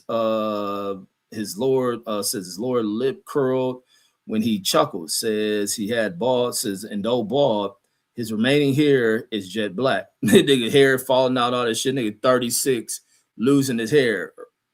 And this is the thing they be insecure about. These fools probably erectile dysfunctioned at 36. Nigga hair falling out, all that shit. 36. All right, so let's go on. So here you go. I see something with plantation. So this is going on. This is in the Delta. So his slavery is plantation overseer says today he rents Negro-driven mechanical cotton pickers to plantation owners. So this is crazy. Today says he is slavery's plantation overseer. Today he rents Negro-driven mechanical cotton pickers to plantation owners. Wait, Negro-driven. Oh, so he rents out tools with black folks. I'm lost on the Negro-driven mechanical cotton pickers. So I guess the black people drive the cotton pickers who work for him, maybe, and they go out to plantations and shit. Says those who know him say that he can handle Negroes better than anybody in the country. So he black people allowing themselves to be treated fucked up by this white dude. This white dude feel empowered. So Big Million says soldier in the Payton Manor, says with a ninth grade education, he was commissioned in battle by the 75th Division. So wait, commission meaning he was given the rank of an officer. Says he was an expert platoon leader, expert street fighter, expert in night patrol, expert with the grease gun, says expert with the grease gun with every device, says for close range killing. A German bullet tore clear through his chest. With says his body bears multiple shrapnel wounds. So a white dude tried to kill this motherfucker. White person from his motherland tried to kill his ass some more. Says of his medals, says he cherishes one, the combat infantryman badge. So I think soldiers weird who be cherishing these badges and ribbons and shit. Me, I can get two fucks about ribbons. They look cool if you go to ceremonies, but I wasn't gonna spend my time at no military ceremonies and shit. So Big Milan says, like many soldiers, brought home his favorite gun, the Colt 45 automatic pistol. Best weapon the Army's got, he says. Says either for shooting or slugging. 2 hours after Big Milan says got the word, the instant minute he could close the store, he was looking for the Chicago Negro. Let me highlight this again, just covered it in blue for those following along. So Big Milan reached money, says a few minutes shy of 2 a.m. Sunday, August 28th. Says the Bryants were asleep. Says the store was dark. Says before the all night light,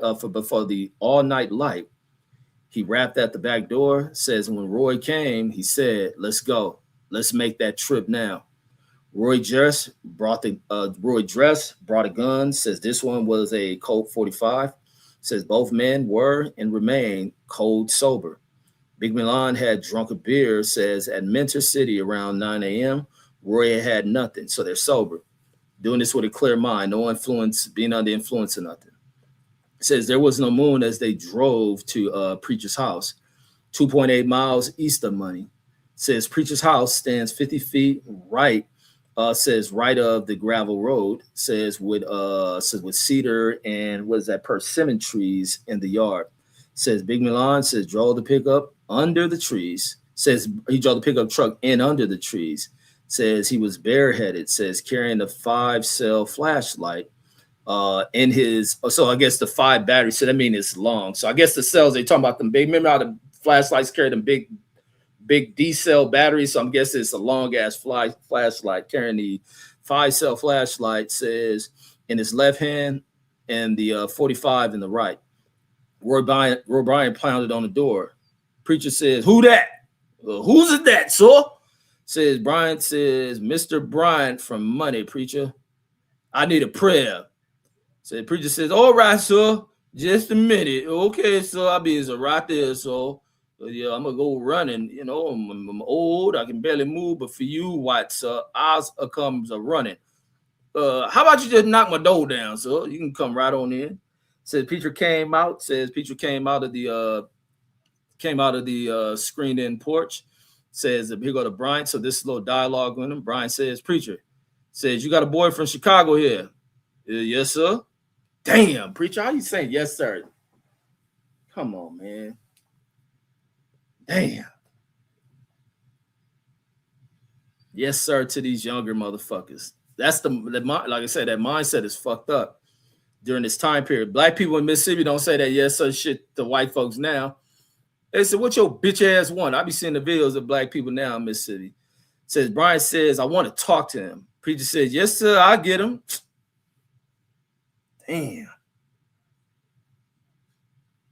Damn. 2 fucking a.m. in the morning.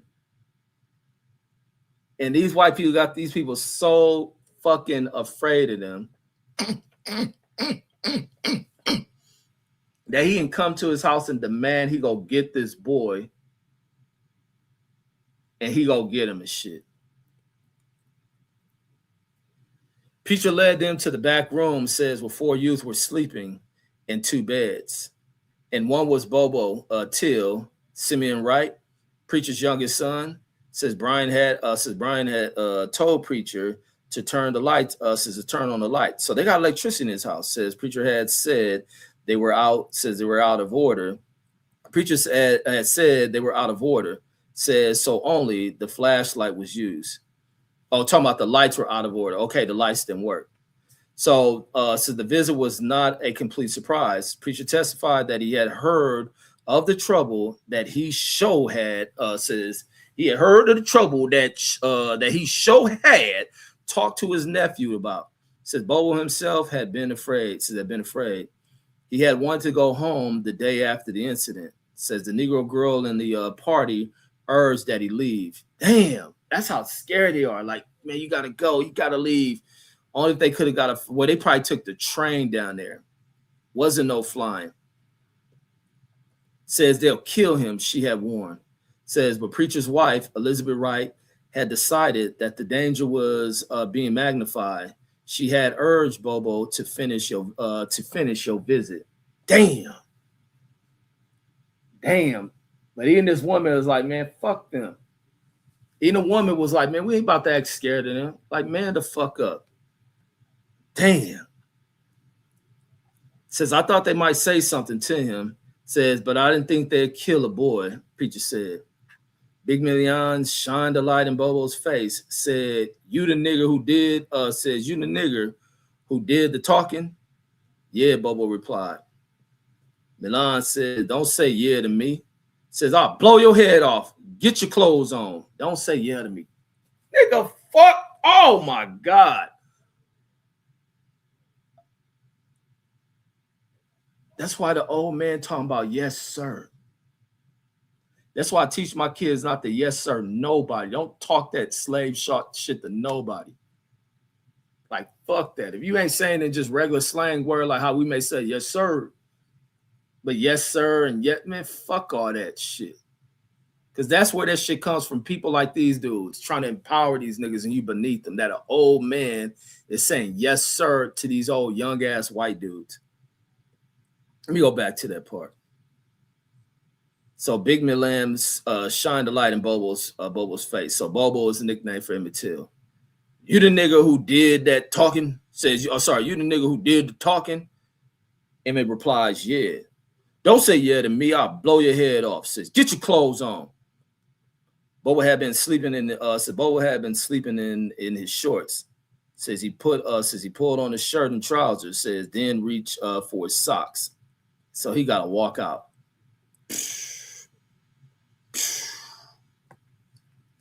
Damn. These bitch ass dudes. And then to think this jury let these motherfuckers walk off. And we're going to hear these niggas' confession. Says, just shoes. Milan hurried him. Says, I don't wear shoes without socks, Bobo said. Says, and he kept the gun bearers waiting, says, while he put on his socks.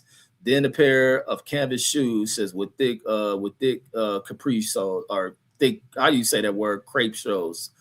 But that goes into a kid raised by a mother. So it's a kid raised by his mother. Mother, make sure you wear clean drawers, socks, and all this shit. So she had that shit programmed in how he appeared. That nigga about to die and said, I need to put my socks on my shoes. Preacher and his wife tried 2 arguments in the boy's behalf. Says he ain't got good sense, preacher begged. Damn. Y'all hear this weak ass minded shit? That's what be bugging me with niggas today, man. When I like the shit I be saying about people and all this other shit. They say he ain't got good sense, preacher begged. Says he didn't know what he was doing. Says don't take him. Says I'll pay you, gentlemen. Says for the damages. Elizabeth Wright, what damages? Because the nigga said something to a little raggedy, poor ass bitch. Like, get the fuck out. This is why this gang shit is important, man. And organizing yourself in defense. Come on. This is what. So when you hear shit, let me highlight this shit, because some of you niggas say some of the disgusting shit, taught some of this degenerate, idiotic shit. when you hear the stories of movements like the Black Panthers, Black liberation movements, mainly out of California, also spread in New York and shit like that, Chicago, most definitely.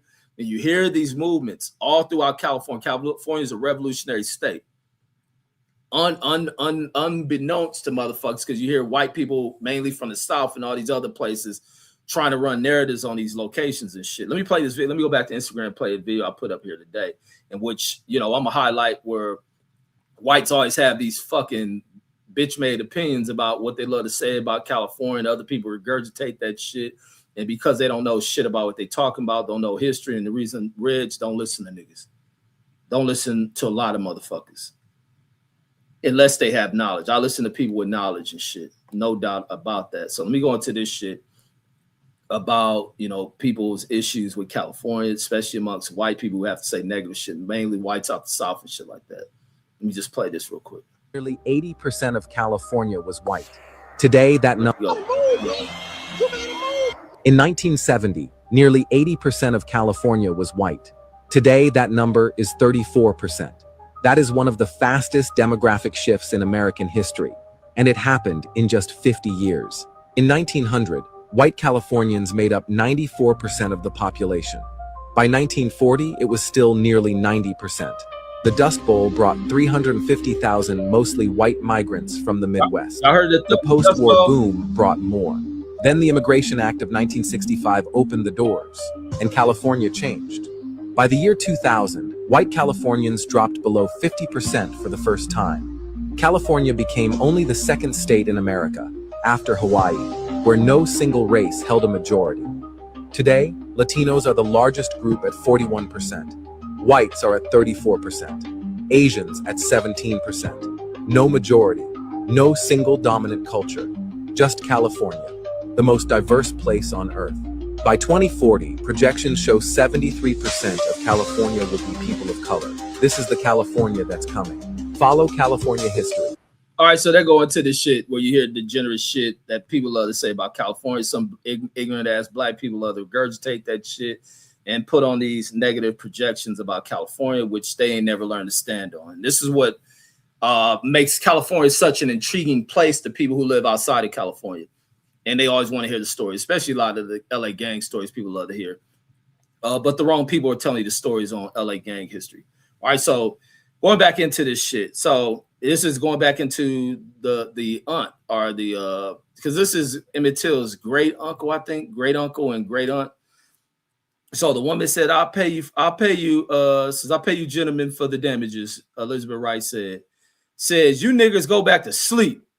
As soon as that white man said that shit, that's probably exactly what the niggas did. Standing, please, sir, don't take it. You niggas go to sleep. The niggas hit the floor, went right to sleep, right in front of them niggas' feet.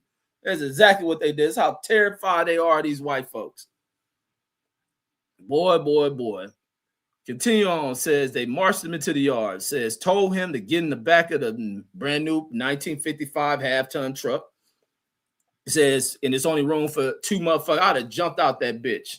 Get in the back. Okay, them two niggas jumped in the front. Okay, drive down this road. I'm going to hop out this bitch and scurry on down. I'm going to get on the train, take my ass back to Chicago. My uncle and aunt scary than a motherfucker. My cousins and them ain't doing shit. Fuck this shit. Also, they marched him into the yard, told him to get in the back of the pickup, says, and lie down. He obeyed, says they drove towards money. I'd have hopped out that motherfucker. Spun right out of that shit on some slick shit. Says they said where they okay, I'm towards money, so I'm down here. Elizabeth Wright rushed to the home of a white neighbor, says, who got up, says looked around, but decided he could do nothing. Says then she and preacher drove to the home of her brother Crosby Smith. Says at Sumner. Says in Crosby Smith on Sunday morning, says went to the sheriff's office in Greenwood. Oh Lord, went to the sheriff's office. What this piece of shit gonna do? Says the other young Negroes stayed at preacher's house, says until daylight. Says when Wheeler Parker telephoned his mother in Chicago, says who in turn notified Bobo's mother, Mammy Bradley, 33, at 6427 South St. Lawrence. So, man, this is how the mother finds out. Why you send these kids down there? Fuck, I know that's had to be the regret from the mother. And like I said, there's no father for Emmett Till. His father was a fuck up. Father go off to war, do what he do, and the army hangs his father. 10 years before this shit. Almost exactly 10 years before. I think his father was hung in July as well. And then he dies in wherever, I think the months or something are the same as shit. Man, that's some cold shit right here. God damn it. Cold shit, man. Oh my God. R.I.P. Emmett Till. Let's continue on. Oh my God.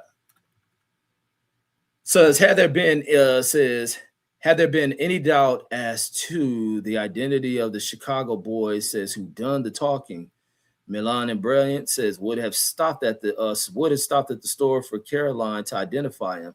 Says, but there had been no denial. Says, so they didn't stop at the store. Says that money, says they crossed the Tallahatchie River, says, and drove west. Their intentions was just to whip him, says, and scare some sense into him. This is what they call scaring sense into him. Don't you ever say hi to a white woman, boy. You talk to them old wide-nosed, black, nappy-headed girls.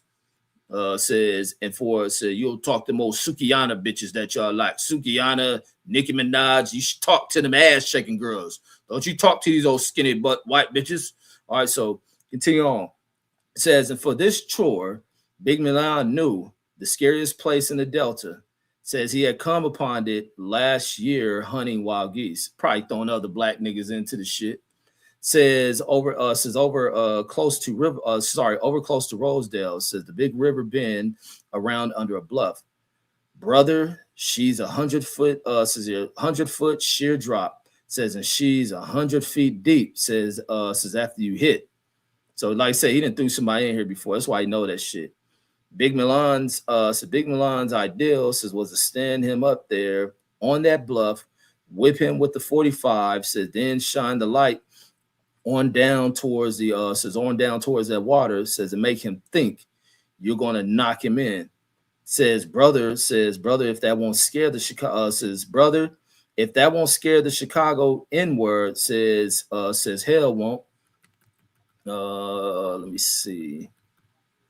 Searching for this bluff, says they drove close to 75 miles.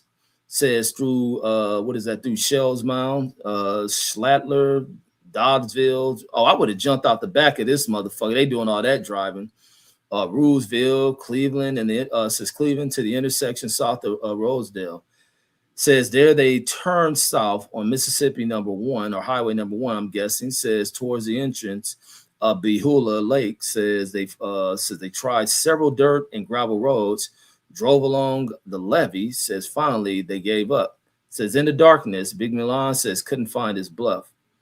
Says they drove back to Milan's house. Says at Glendora. Says and by now it was 5 a.m.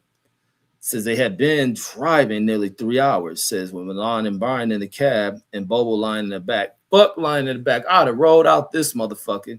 I'd have been in some damn town with a new group of white folks who didn't know these white folks and did all my hee-haw and tap doing, trying to make it and survive, and then got my ass on the train back to the Chi.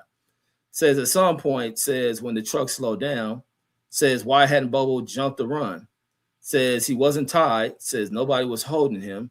A partial answer is that those Chevrolet pickups have a whip around rear window. Says the size of a windshield. Says Brian could watch him.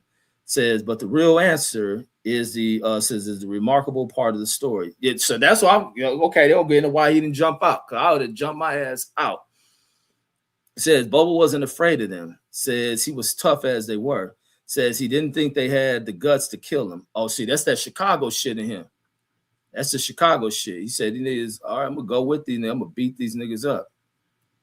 Says Milan, so this is a quote from Milan, says, we were never able to scare him. Says they had just filled him so full of that poison that he had said that he was hopeless. Oh, look at that shit. Look at that shit. And I think that's what a lot of us who won't come from the South don't fear white folks like that. This is what he's saying. Says they were never able to scare him. So maybe that's why they beat him so viciously. and they were pissed off he wasn't scared of them like the rest of the blacks in this town. He says they said they just filled him so full of that poison that he was hopeless. And this is why they don't like the talks of the Malcolm X. This is why Malcolm X became such a danger and shit towards the mindset of racist white folks. And that type of talk that told you to lift your head up high, stand with your chest out, look a motherfucker in his eyes, walk around as if you a king, a motherfucker made by God and shit. These people didn't like that kind of shit because they couldn't put that fear. Like, even with me, I don't have that fear of motherfuckers like that. But a lot of other people do. And that just shows this shit right here really highlights what they want, whipping a motherfucking submission, how angry it makes them. It goes back to the story of the motherfuckers in the army want to pull that shit with me. And I love to highlight that story. Now it ties into this kind of story right here. So they say, so let me highlight the rest of this paragraph here. Let me see how much is left in here. Not too much more, but this shit is cold-blooded shit. Cold-blooded shit. So they were pissed off that he didn't fear them. You talking about they filled them with that. They filled them with that poison. Poison made them stand up to the white man, not fear the white man. Says back of Milan's home, says the tool house, says with 2 rooms, each about 12 feet square. Says they took him in there and began whipping him. First Milan, then Bryant, smashing him across the head with those 45 pistol whipping. Says a court-martial offense in the army. Says, but MPs had been known to do it. Says Milan got information out of Germans. He had got information out of German prisoners this way.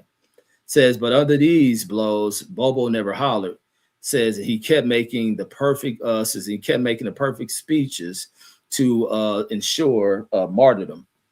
Says Bobo says, "You bastards, I'm not afraid of you." Says I'm as good as you are. Says I had white women. Said my grandmother was a white woman. Damn, he said all that shit. Them niggas said what? Nigga, fuck the white one. Oh, they took that out on his grandfather doing that shit. Oh my God. Yeah, Emmett, tell these old hoe ass motherfuckers. Nigga, my granddaddy been fucking bitches like your wife. Nigga, I know Emmett was talking that shit to these niggas. And I hope Emmett swung on one of these bitch ass motherfuckers. So Milan, he responds, says, well, says, what else could we do? Says he was hopeless. I'm no bully. Says I never hurt a nigger in my life. Says I like niggers in their place. Says, man, you hear this shit? Woo, woo, woo, woo, woo. Damn. This is the way they talk. They love you, good ass niggas. Donald Trump love you. He love you, good ass niggas in your place. And some of you niggas want to be in your place. I'll be hearing it when y'all talking this motherfucker. He says, well, what else could we do? Says he was hopeless. I'm no bully. Says I never hurt a nigger in my life. I like niggers in their place. Says I know how to work them. Says, but I just decided it was time a few people got put on notice. As long as I live and can do anything about it, niggers are going to stay in their place. Niggers ain't going to vote where I live. VOTE, motherfuckers. Oh, and y'all think voting don't matter. Let me not go there. All right, so let me see. I lost my place. Niggas said vote. Niggas think voting don't matter. Motherfuckers is disgusting. Hold on, where we at? Let me see. I lost my position. Okay, here it is. All right, so there we are. Let me go back. Let me start that over. Some motherfuckers need to hear that again. White folks need to hear that shit again, too. Playing this shit. Trump pussies need to hear it. Says, well, what else could we do? He was hopeless. I'm no bully. I never hurt a nigger in my life. I like niggers in their place. I know how to work them. Says, but I just decided it was time a few people got put on notice. As long as I live and can do anything about it, niggers are going to stay in their place. Niggers ain't going to vote where I live. Says if they did, they control the government. Obama, the fear of them. Okay, let's keep going, goddammit. Says they ain't going to go to schools with my kids. Failed on that one. Lie detector test, prove you were wrong on that shit. Says they ain't gonna go to school with my kids. And when a nigger gets close to mentioning sex with a white woman, he's tired of living. Says he's tired of living. Says I'm likely to kill him.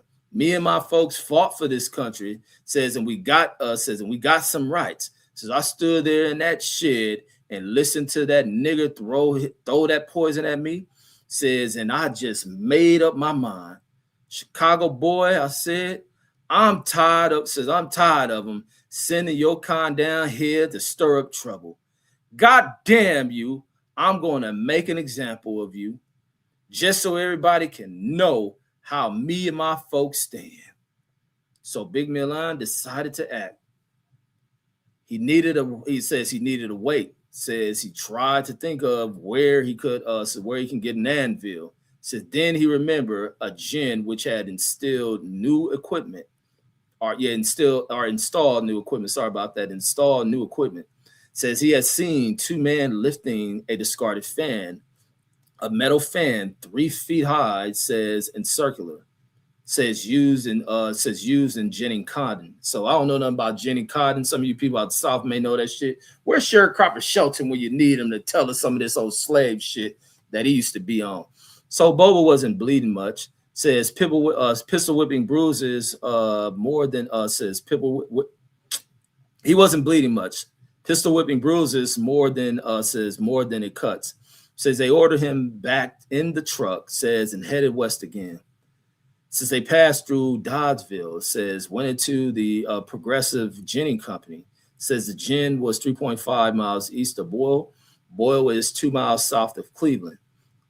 Cleveland meaning in Mississippi, not Ohio. Says the road to this gin turns left off US 61. Says after you cross the Bayou Bridge south of Boyle. Milan, here's a quote. So this is the conversation with him. So Milan says when we got that gin, it was daylight. Says, and I was worried for the first time somebody might see us and accuse us of stealing the fan. Not about killing this black motherfucker. We don't want to be accused of stealing a white man's discarded cotton gin fan that we're gonna tie around a young black kid's neck. We only worried about that part. Says Bryant and Big Milan says stood aside while Bobo loaded the fan. So they made him load the fan. Says the weight was 75 pounds. Says you still thought they were bluffing. So this nigga said, nigga, fuck you. Okay, y'all need this fan. I'm gonna pick it up for you. So they drove back to Glendora. Says then north towards Swan Lake. Says and crossed the new bridge over the Tallahatchie. Says at the east end of the bridge. Says they turned right. Says along a dirt road. Says which paralleled the river. Says after about 2 miles they crossed the property of L.W. Boyce. Says passing near his house. Says about 1 mile southeast of Boyle. Says of the Boyle home is a lonely spot. Said where Big Milan has hunted squirrel. So poor ass nigga eating squirrel and shit. Says the riverbank is steep. Well, a lot of country off the grid people do that shit. I'll take that back. Says the riverbank is steep. Says the truck stopped 30 yards from the water. Big Milan ordered Bobo. Says to pick up the fan. He staggered under its weight. Says carried it to the riverbank. Says they stood silently. Says just hating one another. So they each just staring at each other. Milan says, take off your clothes. So here go Milan being a little homosexual and look at this. Let me see what you've been using on white girls. Oh, Lord, he beating the pussy up. Oh, I got killed this nigga. So they want to look at his Johnson and shit. So slowly, Bobo pulled his shoes, pulled off his shoes, his socks. He stood up, unbuttoned his shirt, unbuttoned his shirt, dropped his pants, his shorts. He stood there naked. It was Sunday morning, a church day. These old fake ass Christian niggas doing this on Sunday. They probably went to church after this shit. It says a little before 7, that being a.m.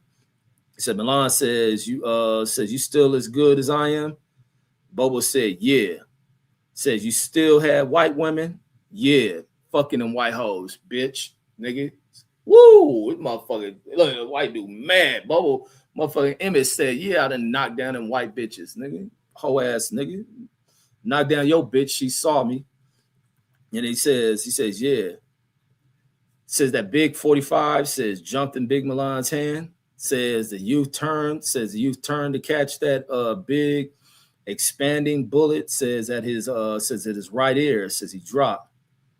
Says they barbed wire the gin fan to his neck, rolled him into 20 feet of water. Says for 3 hours that morning. Says there was a fire in Big Milan's backyard. Says Bobo's what is that? Capri Soul's shoes were hard to burn. So they discarded all his shit. Being they probably knew DNA evidence will come up many decades later. So they must have been hearing about DNA. So they just burnt this shit. Says 72 hours later, 8 miles downstream, boys were fishing. They saw feet sticking out the water. Bobo. Says the majority, says by no means all, says but the majority of the white people in Mississippi says either approve Big Milan's actions or two, they didn't disprove enough, says to risk giving their enemies the satisfaction of a conviction. And there we have that confession from these pieces of shit and what went down the night Emmett Till lost his life. Wow, shit. And these white folks during their trial can sit with their wives in court. This is a courtroom picture of letting you know how much these jurors didn't give one fucks about this kid and why it's important to sit on juries any fucking way. So let me go in the chat real quick. Velasquez says Mark Summer has entered the chat. Let me see. Is that the first one? The first comment? And then because I don't see Mark Summers' comment on it yet. He says, what up always racism with Reggie Owens? Says, what up with racist Owens? Man, y'all can stop using that word. I don't know why y'all be using the word calling me racist because you hear me speak on shit. Y'all know different than this uncle or this nigga. You speak on some real shit about these people who want you in your place. I gotta be a racist and shit. I be saying, I know y'all doing it in a comical fashion and shit, but that's racist sellout shit. And if Vlasica says shit was filed, says how it only took like an hour, says for a not guilty verdict. Shake my head. Yeah, I think they did in like 40 minutes. That verdict was why they opened the trial. That verdict was already in. First opening statements. Do you swear that nigga not guilty? Swear to tell not guilty.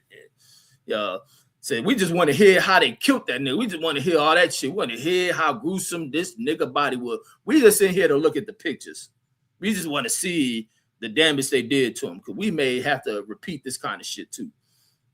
Philip A says,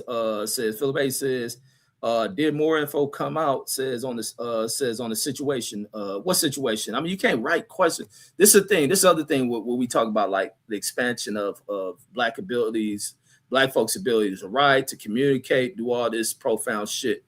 Damn, the legs got their ass whooped again.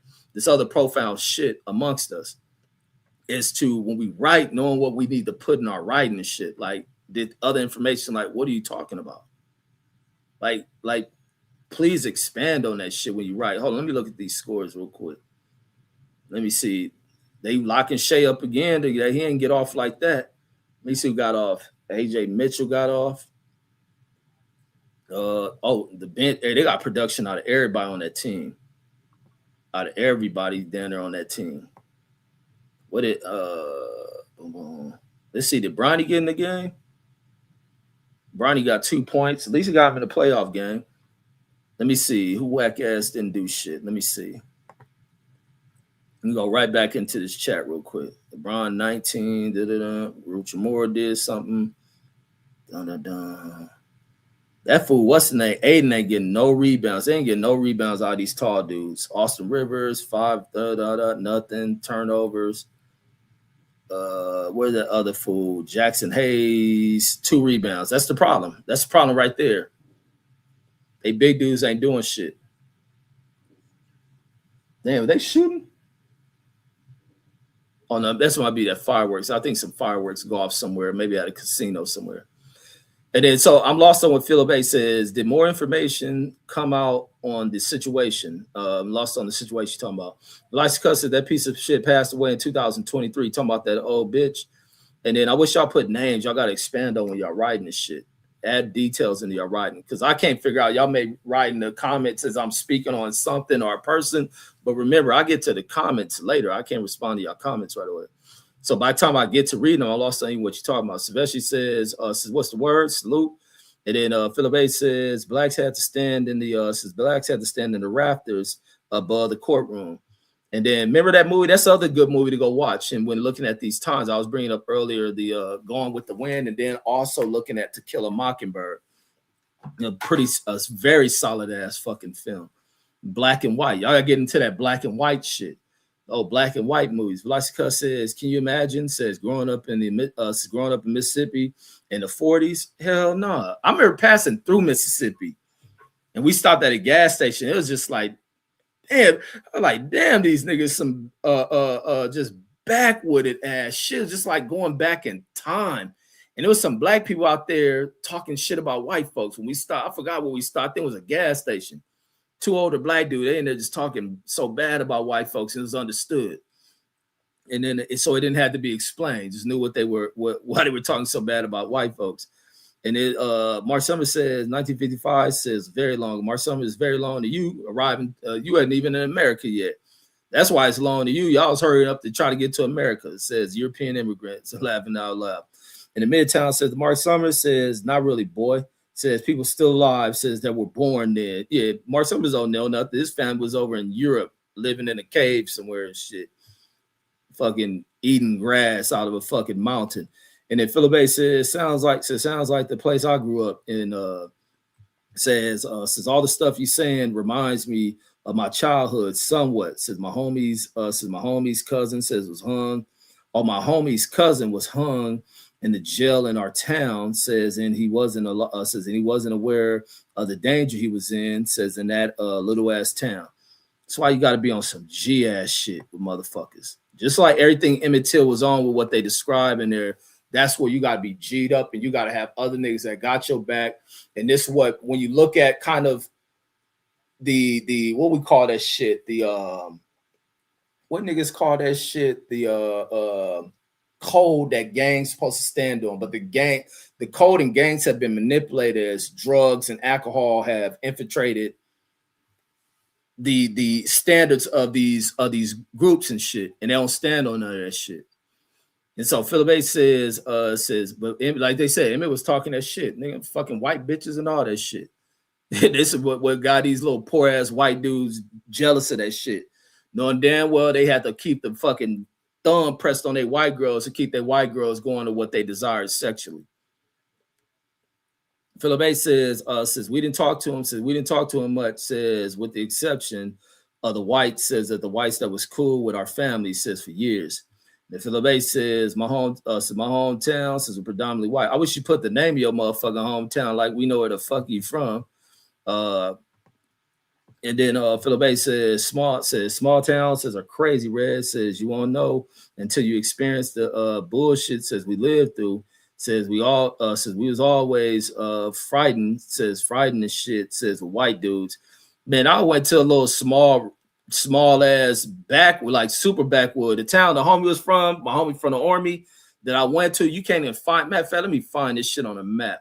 I'm gonna show y'all where I was at. Let me show y'all where I was at. You can't even find this shit on the map. This shit called like Uvalde, Georgia. Let me see. Salute to my homie Shin Holster. Let me see. Uvalde, Georgia. Here we go. Let me pull this shit up on the map. Let me see. Let me make sure this is the one. I think this is it. Let me zoom out. Let me see. Savannah, yeah, because that's how we went to Savannah. Wait, did we go? Was that Savannah? Yeah, it was Savannah State. Yeah, that's what we went to. Yeah, so this is the town. Let me pull this shit up. I'm gonna show you this little hole in the wall. Mine, this is back 20 years ago when I went into this town and shit. With a homie in the front, where they weren't even stores around there. This shit like right way back in the country. The homie lived way back in the country. I was tripping off that shit. I'm like, people live like this? Like, what the fuck? Mind you, a motherfucker coming from Los Angeles. And you coming up some shit like this. Look at this shit. Look where this shit at. Where's Atlanta at? Atlanta is, I don't even know where the fuck Atlanta at. But Savannah was like the big town near that shit. Look how far Savannah from this shit.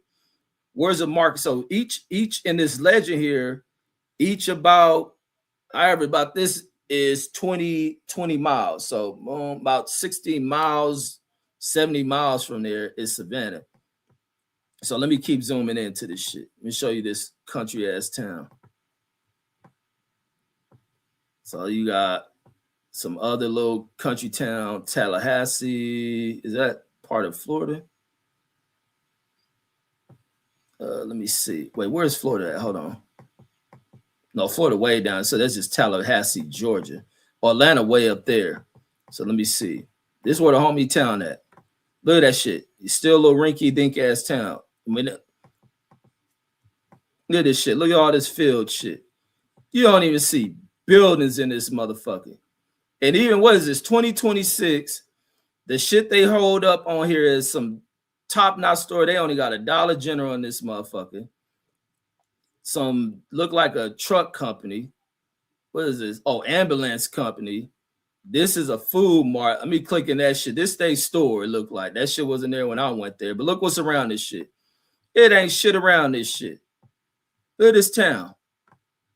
Look at this town. It was a divided ass town too. Blacks had a side, whites had a side. That nigga stepdad was like the mayor or some shit. And that nigga was got on drugs bad and shit. Look at this shit. This is the community center in this motherfucker. Let me show you this shit. So I've been into that country shit and was tripping. Like, ain't no fucking way I live in this shit. Let me go into that store. Where's that store? This is a store. Let's check this shit out. This is the motherfucking store. That shit wasn't there when I went down there. They ain't even got no pictures to put up of this shit. That shit basically Dollar General with some kind of food place. Oh, Crunchies. Look at this shit. Hell fucking nah. And like I said, when I went in there, they had this is the story I tell where the fucking I went, it was a chick in their town. They'd be like, man, oh, they was thinking like, oh yeah, you can fuck her. And she want to fuck everybody. So motherfucking I go to her house. This is the only reason I ain't smashed. Nigga, I was in there tripping off of them living like that. And they could stay on any one of these streets, but it'd be dirt roads, all that shit. Look, it ain't shit out here. Ain't shit out here. So they done been to this old backwood country shit. But so, and then even in they had this out hole in the wall. They was in that little can't buy liquor. They used to have a nigga to sell like liquor on the side, which be like, they ain't actual bootlegging and shit, but he was like the bootlegger in the town and shit. You can go to their house, he sell niggas cups of liquor. Cause y'all got that, whatever they call that shit on Sundays, you can't buy liquor and shit. Dry county shit. That's what it was. They had that dry county shit. So it'd be a dude, an older cat, used to hustle alcohol cups to people. But we go to where they had a club, mine ain't shit around them. So they made do with what they had. These niggas in like an old, the metal trailers that go on trucks that they get from the ports. They got old like trailers put together. No, it wasn't one of them trunk. It was an old mobile home trailers. Two of them connected. Now you walk in this shit falling apart. Now you walk in there, they got a little plywood flooring in this shit, but you got to watch where you walk because the plywood rotting from the water being on that shit, and it done dry rotted. You got to watch where you step in the dark because you can fall through it down to the floor and shit. And then they playing the motherfucking, hold on, let me see the radios. I'm going to show you what the club was playing music on. These niggas was playing CDs and this shit. Hold on, let me see. A stereo system in the 90s. Hold on. Let me see. Home. Stereo. It ain't the big stereo system. It's the regular ones you have in your room. Hold on, let me see. Stereo. How you spell stereo? It's stereo. CD changer. This how backwood poor this shit was. CD changer, 6 disc. Let me see. Home stereo, 6 disc CD changer. From what year was this on there? Like 1990. From about 90. I'm putting 99. I'm pretty sure they may have brought this shit new. They ain't even got this shit on here. This one, let me see if I can find what it looked like. Hold on. Damn, let me see. Oh, here you go. It was just like this. This is what they playing in the club, homie. Let me show you this club. This is how country backwood this fucking town was. In this club, they had this kind of CD player in this motherfucker. This one, where the speakers can come apart. And so they space the speakers out like on their little bar area. And then the nigga had to, you can plug a mic in there and change the CDs out. And he went these little, this is exactly what the fuck they had in there. In this motherfucking club in their little hometown. And so then they in there playing the music and their bang is bumping because in a little like a two trailers connected. The music they playing, this motherfucker skit while the DJ on there talking like how he figured the niggas in New York DJ. He in there talking that CD said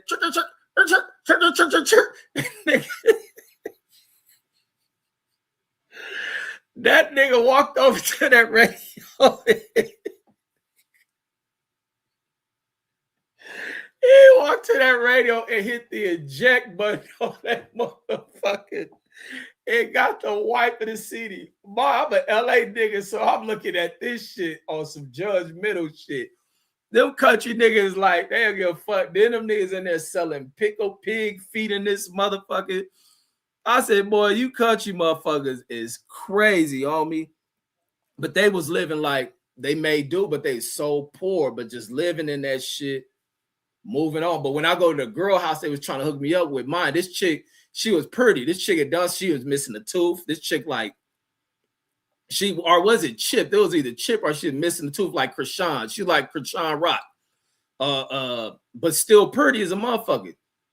Nigga, I go to her crib. So mine, to go to her crib from like where the homie at and the other little community in there, nigga, it's a big ass cornfield. I like, and that's the shortcut. Them niggas was used to that shit. Me, because the first day we get to this fool house is a dead ass rattlesnake on a dirt road outside their house. I'm like, nigga, what the fuck? Y'all got this kind of shit out here? Like, hell no. They barely got any street lights in this whole area. And they backyard, nigga, is nothing but the fucking woods. Let me go back to that shit. It ain't nothing but the woods in the backyard. Like, ain't no fucking way. So going to that girl house, I walk all the way around the long way. All the way around the long. This all that's out here, wood shit. Get to her house. I go to her house. Nigga, it ain't no lights in her house. And then when walking in this motherfucker, the ceiling missing. Nigga, I'm looking at the moon in her fucking living room area. Then walking in the motherfucking house, nigga, because of the moon shining through the hole in their roof, nigga, I see in the ground, nigga, you can look straight down through the floor. I'm like, fuck.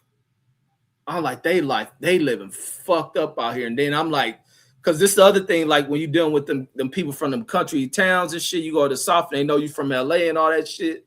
They be thinking you like a rich ass black dude. They think Hollywood, all that other shit, movie stars. And I'm like, at that point, I was like, I'm about to be the first nigga in their town to not fuck this chick, I guess. I ain't fucking, because I'm like looking like, damn. Like it's really, but it made me going into like, I'm bound to punch on a white motherfucker. Because I'm like, I know this all part of that racist ass bullshit. And that's where my mind goes with shit. I'm like, man, this whole racism got these motherfuckers living like this. It's like, hell no. Nah. But touch that girl, hell no. Nah. Where we gonna fuck at? You fucking her on the floor and fall through that motherfucker. Nigga hit the ground and shit. Ain't no motherfucking way. And he says, you know, it's a lie. It says because nobody was in there. Says according to dude's story before. And we back in the comments. Says my kinfolk says came from the city. He says and gave us swag.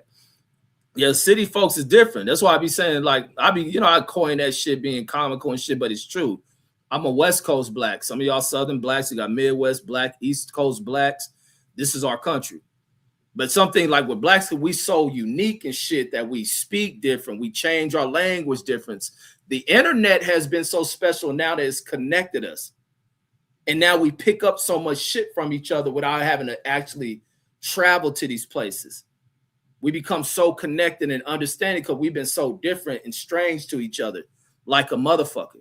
We've been so strange to each other. Black people have to learn to connect with him motherfuckers. This shit is new to people, and so many black people get on here and bring that little LA, Chicago, and New York hateful ass shit to beef with one another. But as time, you gotta let shit go through its maturation process. Black people learn to connect with one another.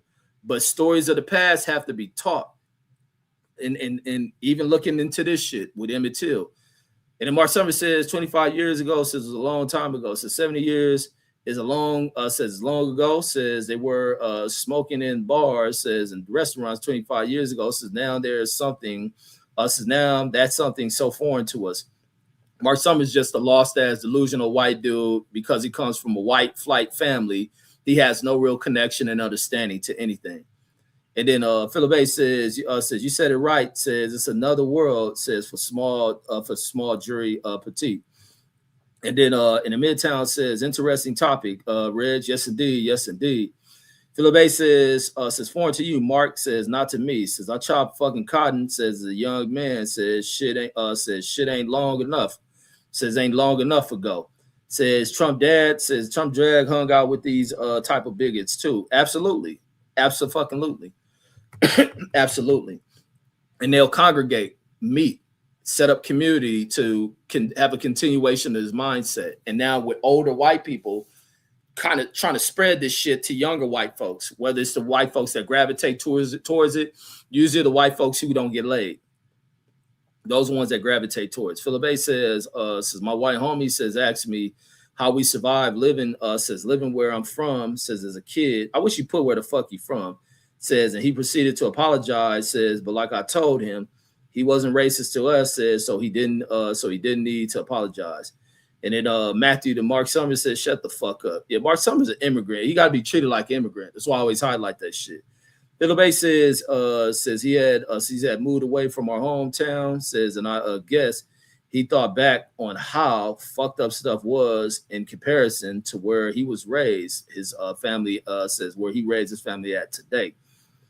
And then Matthew says, Mark Summers says, history teaches us so that we don't make the mistakes of the past. Says, learn your history or be obliged. He meant be obliged to repeat it. And then this is the other thing with Mark Summers. Mark Summers is from Europe, meaning he's trying to take on the American identity. All he's doing is being taught a whitewash depiction of what America is. And you have no idea of what any of this shit is. And then Matthew says that Mark Summers says your dad says incestually raped your mom, says incestually raped your mom a long time ago too. Says, but we still have to deal with you today. Absolutely. Diamond Newman in the building, salute. He says, can you do a video on Chug the Builder? Fuck no, I ain't. I'll do a video when they whoop that nigga ass, but do a video on him for what? Do a video how black people just turn away from him and ain't nobody blast him from the side with a motherfucking 12 gauge to the side of his head. When that video come out, then I'll talk about Chug the Builder. Other than that, I'll do videos when I see black people doing what they gonna do to Chug the Builder. I'll post that shit. And then Matthew says, "Oh yeah," he says, "Oh yeah," and fuck Trump. And then Matthew says the Emmett Till situation was drum beat since that launched the mainstream civil rights movement. Says, but the long civil rights movement says goes back to Reconstruction. Says, and arguably even before that. That's a fact. And then Mark Summers talking about Malcolm X didn't do anything. That's how you clearly know that you white and don't have knowledge of nothing. Because you ain't a white American. You ain't even a white American. You're a European who then came to America because of your European family members fucking up over in Europe. And that's really what America is. America is a place where people have fucked up in their own nations, creating political dramas that have flooded over here because of American politicians, the white ones, the white males, opening the floodgates to immigration, mainly out of Europeans from countries in turmoil, countries in political ruin. And then they come in here and bring their political ways of being. And then Americans who are so closed-minded and asleep on everything start to not realize this shit has been fucking dropped on us on some Plymouth Rock shit. And then so niggas come with these dumbass opinions in politics and don't have no understanding of shit. Just like that white dude told, I don't want you niggas voting. You niggas think voting don't mean it, but voting to get a bullet put in your head. And it says, and this marks some stupid comment. Matthew says Malcolm X speeches go hard as fuck. And he says, Mark Sumner says Malcolm X probably had a what is that? Oh, let me wait till the comment go on the TV. It says Malcolm X probably had a fling, says, with your white mom, says, during his gangster days. Like my fucking dad. That's the other thing. Malcolm X was running through white girls. You had to use a bat to keep him off of him. He was like, what was that nigga who the white girl was chasing after? That's what Caroline and my husband was worried about. Caroline running after little Emmett Till and shit. Remember, it was that black actor, the nigga who fucked with Megan Good. Remember, he was tired of his white chick, and the nigga jumped out of a motherfucking he jumped out of a Suburban, little limousine Suburban, and was running from this bitch, running to get away. Man, he couldn't outrun a white chick who, you know, Olympic wise, and you put them in you put them on the world stage where you race to be fast and they come and last all the time. This fool thing named Jonathan Major, that nigga couldn't outrun the snow bunny. He was trying to leave. He was trying to break up with her, and she was hawking his ass. She should have played DB. The Cowboys needed that white girl. She can cover a nigga like a motherfucker. He couldn't get away. I mean, he running around blocks and all type of shit. Couldn't get away. Tried to push her down. She got up so fast and caught back up to him. And he went to court and lost the trial while running from a snow bunny. Like, that shit is wild. And now that I don't even think he's been in the movie since he pushed down a snow bunny he was running from.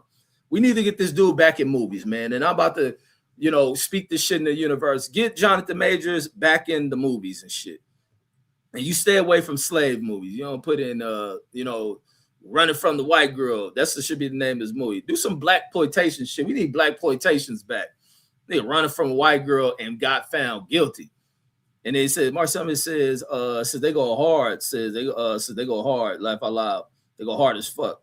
And then Matthew says, Mark Summers says, you talking about the speeches. Mark Summers says you can't even get hard. Said, bro. And then Mark Summers says, you reading like you slow, cuz. This nigga, like, he always over here. He know all the videos I play, the Reading Rainbow shit. Mark Summers is a super fan. He really come over here to really learn some real shit that he can only learn from a black motherfucker.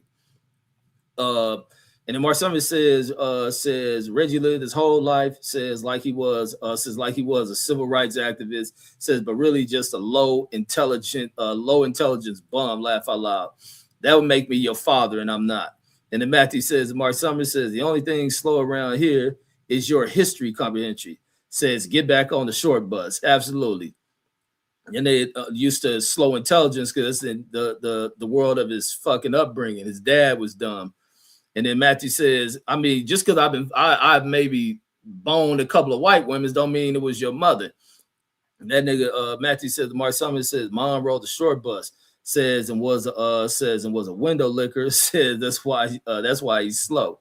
And then Matthew says and then was getting railed by Emmett Till. Says after they kicked her off the bus, motherfucker Emmett Till, and they're knocking these white hoes down. And then Matthew says those white SOB pieces of shit. And then Mark Summers says, wow, 71 years ago in the South. And he says, you got so much hate in your heart. Says, weird. Man, how the hell do I got hate, Mark? Because you hear me say shit about your descendants that you have never heard in your life because you only been around your descendants. And then you go around other black people who can't express history in a witty way when they get people like you who throw out the N-word and chimp word and have black people that cry about it. I'm a nigga that responds to it. And they can laugh about it because I know I'm gonna make you mad. And then Mark Summers says, meanwhile, all you witnessed was blacks killing blacks. No, remember, my community used to be a white community where whites ran away, and then whites went into white communities and start killing their parents. You know, you old children of the corn ass motherfuckers. Mark Summers, I know what you remember. I told the story what happened with you and your mom. Your mama got locked the door at night to stop you from jumping on top of her because you can't get laid or you be choking her and shit. And then Matthew says, Mark Summers says you're projecting, says you're a bootlicker. Yeah, and they being there trying to hump on his mama and shit. Then they thought he was gonna be a daddy. He thought he was gonna be a daddy when his mama was pregnant with his sister, but his daddy got to it first. And then Mark Summers says Reggie's still in some broke ass ghetto area. Says never left the hood. Says people shooting outside, laughing out loud. Well, actually, that was the M Casino popping fireworks, I believe. One of these casinos not far South Point, one of them. And then Matthew says, or it could be the main strip. Somebody shooting fireworks. Because I always hear fireworks go off at a certain time. And then Matthew says all I witnessed was white boys overdosing on drugs. Says like Mark Summers, facts. See, a lot of white folks out here stuck on drugs when the government then bring the drugs for you. The government brought the drugs for us, but somehow you motherfuckers couldn't keep your nose away. Couldn't keep your nose away. Y'all do got them long, big ass noses and shit. Black people known for wide nose. I ain't got a white nose and shit. But y'all, you had them big old long beak noses, made it easy to sniff out where the cocaine was and shit. And in Philadelphia, y'all probably was robbing black crack houses and shit. Motherfuckers hooked on them drugs so hard. And then Philadelphia says, my fault, Red says I was asking if new info says came. Damn, you wrote this comment fucked up. Says came, says are on this case, says if you was reading about says you was reading about tonight. Wait, on this Emmett Till thing. And Andrew Charles says, what up? Said, didn't the lady admit she says she lied about Emmett Till? Says on her deathbed, says I think that that's what I heard. Yeah, she ended up coming out, she lied. Yeah, she came out, she lied. And then even these black motherfuckers that got on here talking about he said this and that shit to this white woman and shit. These old coward ass black people in that town. That's what kicked this shit off. And then Philip says, but then I can't knock these people, but it's part of what has been a prolonged series of things. The state funding police and the police supporting these behaviors amongst the white dudes, the white men arming them and shit. Philip says they got homie while we was asleep. Says they got homie while he was asleep. Says we didn't know my homie cousin says was locked up. Says until it was too late. Says Mark Summers says imagine risking your life. Says to have sex with some nasty Mississippi hoe. Says in the 50s. He ended laughing about that shit. And then imagine your motherfucking ass in the 1930s. Before you get here, the motherfucking army slaughter the European army slaughter your whole family and throw them in motherfucking ovens and shit. What the fuck you talking about? Don't think it's just Jews that they did that shit for y'all ran over here. You got cousins and uncles and shit who died over in your country before you brought your stinking ass here. All these immigrants who come over here, they got that shit that happened to them. And they get over here and think they fucking white because their hair is slicked back. And then Matthew says, yeah, Mark Summers says like your mom, he meant. And then Lyson Clear says Los Angeles had a lot of Blackwood people that try to carry on Jim Crow policy. He says, but groups like the Baby Slauson says put a stop to that nonsense in the 50s. Yeah, black people like California blacks have always been revolutionary as black people. Always. Up and down that shit. And then Rob G says the bootlegger's house. Yeah, in the homie town, yeah, they had a nigga was bootlegging and shit. You go buy a couple motherfucking Hennessy or some shit. You gotta be a real drunk ass motherfucker to want to go. My next live, I'll probably do it tomorrow. I want to understand the history of the fucking liquor store. When did they start peddling that poison ass shit in the communities? Because when the communities were predominantly white, and in many white communities, you don't see the liquor store. Even presently, like you see them as the communities shift from being all white neighborhoods, and then the transition of them being black neighborhoods, following the return of many of these blacks out of that war and shit. When did the liquor store become a mainstay of what you see in the black communities? Because even I was saying, presently, when you go into white communities, you don't find liquor stores like that. You don't. And that's why I want to do Minds On. I think that's pretty interesting to me. Because many of y'all may drink and do all this shit, but that shit is poison, homie. It's poison to the mindset. It ain't so much about what it does health-wise, but what it's done with the mentality of people. The belligerents and motherfuckers who like to get drunk. Lyson Cletus says the drama created by drunks and shit. Lyson Cletus says especially when you got traumas, being an alcoholic is the worst thing. Until you can get in control of whatever dramas, whatever triggers you have, you stay away from that shit. But continuing on, says Mr. Bird from the Slossons depicted stories of white dudes in pickup trucks trying to jump people, says, and ended up catching the blues. Absolutely. That's the power of gangs and the necessary reasoning for gangs and shit. And then takes Rouse Snake says stereo. Oh, yeah, because I was asked how to spell stereo. Mark Summers says can't even spell stereo. And then Lyson Cleveland says a jukebox. But no, I found the radio and shit, and I was spelling it. And Rob G says the stereos that you can put 5 CDs in, says, and it rotates internally. Said that was the issue in the 90s. Yeah, them niggas had that shit in their club and shit. I was like, damn, this some poor ass shit. And then I was already looking like, damn, this some real poor ass shit. But when they pull that shit out, and I'm looking at this shit like, this shit some poor ass shit. And then Mark Summers says ghetto as hell. And then Lyson Cleveland says, I bet there were some fine, thick country girls in that club. No, the only girls in there, other girls like older, they're with somebody, but it was the girls that them niggas talking about that had got somebody, one of them cats and their cousin put away for then they got charged with statutory rape because the girl was underage or whatever it was. It was consensual, but she was underage. And that was why I told the story a while ago about them girls in some of the places that be lying. This girl was like built like a fucking woman. Even though I wasn't fucking, I didn't like her. I didn't even give a look at her, but she always walk around and what's the word? She'll walk around in inappropriate shit for a girl her age. This girl was like 15 or 14 at that time when I was there with big ass fucking breasts.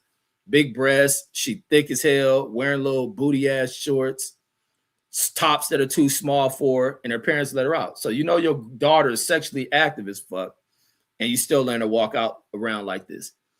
And so that was the one thing the niggas said when I first in their town, like, don't mess with her. This shit, that girl underage, and this and that. They flirted with me because they know I'm from LA. And salute, and this is why you gotta respect the G's from before me. Because LA get this reputation based on older gangster motherfuckers that people still talk about to this day, who have given off this, real top level class of what LA is. White people ain't built this persona that LA has. The black folks, the G'd up ass black people in it. And then and the license kid says I bet there was some fine. No, it wasn't no fine chicks in it. At least I couldn't look at it because I was tripping off how poor this shit was.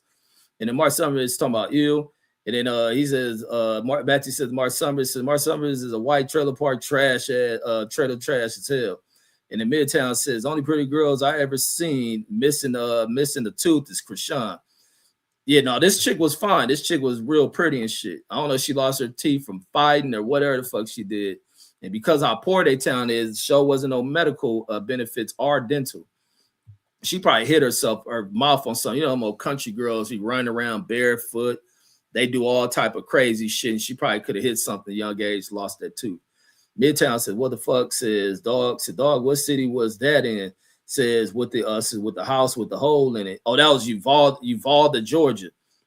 No, country ass town, Uvalde, Georgia. And that shit was split. Like it was the whites had a town and then the blacks had. Oh, let me pull that shit up. The town was like still predominantly black, but the blacks didn't control shit. Let me see that shit. Uvalde. Let me see Uvalde, Georgia. That shit. Let me pull up the demographics on this shit. And then there's only 400 people in there today. Oh, let me go into this town. Let's pull this shit up. So 2020 census, 439 people in there. It was down from almost 600 people 10 years ago. I was in there in 2000, matter of fact. I went there in 2000. So let me go down. Texas. So the name that says the community derives the name from Juan D. Ugalde, somebody from Texas, an American settler, meaning settler. It's funny what they call white immigrant settlers. They're settlers. They get motherfuckers as an immigrant. So this is the demographics. They don't give the breakdown in race. So Wally Moses is whoever. Y'all know who Wally Moses? Oh, this nigga old and white and motherfucker. That's the only nigga known from this town. Town ain't made nobody but that white dude, Wally Moses. He old as fuck. He definitely old as Abraham Lincoln. But yeah, so the town, they don't even give a racial makeup. Let me see the county it's in. Let me see. That shit is in Montgomery County, Georgia. Let me see if I can find that and give a breakdown. Montgomery County, American Revolutionary General killed in 1775 while attempting to capture Quebec City, Canada. Let me see. Let's go into the breakdown. They got the Civil War history. You see a lot of that old Civil War shit in there. A lot of that old Civil War racial shit in this fucking town. So when I was there in 2000, let's see the town makeup. Oh, this is the county. Sorry, this ain't the town. This is the whole county. Still only 8,000 people. Shit, damn school probably had more people in it than this whole county. So let's go in a racial makeup of this city. So whites in 1980, 68% of the population. In this county, they still majority of the county. But in certain cities, like the town my homie is from, the whites weren't the predominant population. But blacks have a high population outside of whites in this town. But then when we go into, wait, was that in this town? No, that's in Louisiana I'm thinking about. No, it was in this town where you go to certain areas where it's outside of that shit. You'll see the whites who end up having more. They probably own more of the developed areas outside. It made the county huge. Mark Summer says Reggie only been the poor ass places. Yeah, right. Been from the poorest to some of the fucking wealthiest places in the fucking in this country. They've been to Beverly Hills, all that fucking shit. And then Mark Summers says, you never left the ghetto. Mark Summers talking about the ghetto. The ghetto is where your old funky ass white, not your white family, but other white families live. And in Midtown says, Mark Summers says, why do you come here? Says, you're always just negative. Says, what's the point? No, man, y'all got to stop reacting and asking the niggas. I be loving when these type of people come in here because you got to clown these motherfuckers and school them at the same time. I like when they come in here. That's why I like doing these topics because I know one of them are coming here, and I've loved the school motherfuckers. And then Mark Summers says, the Midtown says, I never seen you here before. And then Midtown says here all the X says that's why I know you're just negative. Says I don't see the point if you don't like us, if you don't like the content. Man, that white dude over here every time learning everything I've talked on it be hurting his ass because his white parents ain't never taught him this shit. This shit be fucking his white ass up because he been taught all this fake shit from his white ass family that they brought over from Europe, not telling him why they ran from Europe because other white people was about to put bullets in their ass. They happen to be the white ones that escaped. And then Mark Summers says the Midtown says I laugh a lot at how dumb this content is. Sure. He says all white guys says we're too smart says to get involved with that chick. And then with which chick, Mark Summers? And he says black dudes love messy girls. Black dudes are running through some of the most top-notch white bitches that y'all have. And you know, it's to be the funniest shit that white people used to try to make this shit to make them feel good when they know black dudes fucking white girls. Y'all fuck all the fat girls. Y'all be liking thick girls, so you fucking no, we don't. We like them all, homie, because we a pussy. That they be trying to know. We don't want y'all little skinny, no body having white girls. Y'all can stay with the white dudes. But a white girl come with body, we smash them. That's why the European bitches like us. Like you niggas, it's disastrous for you. Y'all better build the biggest nuclear bomb you can build, homie. Because over with. Man, white girls ain't fucking y'all. That's why y'all hate women. You motherfuckers hate women and shit. Because what they do to you, they break you. At some point, a young boy to a man mission is to get laid. That's what this whole Emmett Till shit is about. It's about the insecurities of grown men.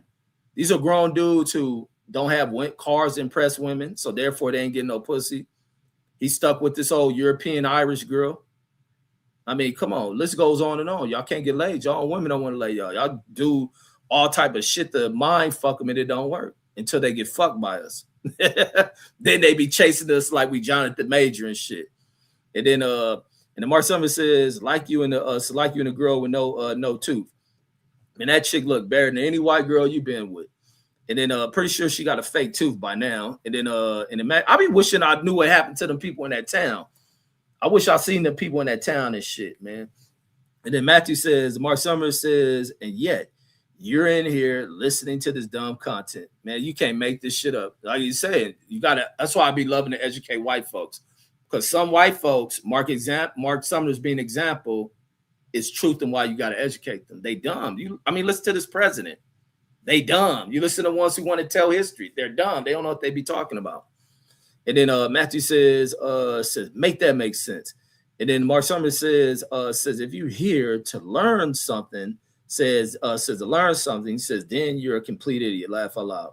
And then Philip A says, my bad, says, my bad. I was asking, says, if there was new info, says on the Emmett Till case earlier, says, man, I don't know why my fucking typing is fucked up. Man, it's all good because you can always correct it. That's a good, the good thing about it. You can always correct it and shit.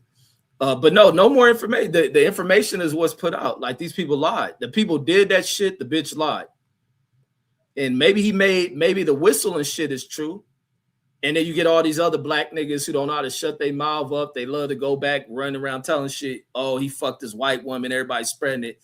And then some old black ass motherfucker go tell her husband. Just sell out shit. And these white dudes use a talking nigga, know your place. I love these niggas when they know their place. Meaning I love all these niggas because all these niggas know their place. Who the hell sent this Chicago nigga down here? This nigga talking about, yeah to me, nigga. What the hell wrong with him? Oh, shit. And then come to find the mixed race nigga, meaning a white woman done fuck that nigga. Oh, shit. Motherfucker. Then he do some gay shit for killing nigga. Take your clothes off.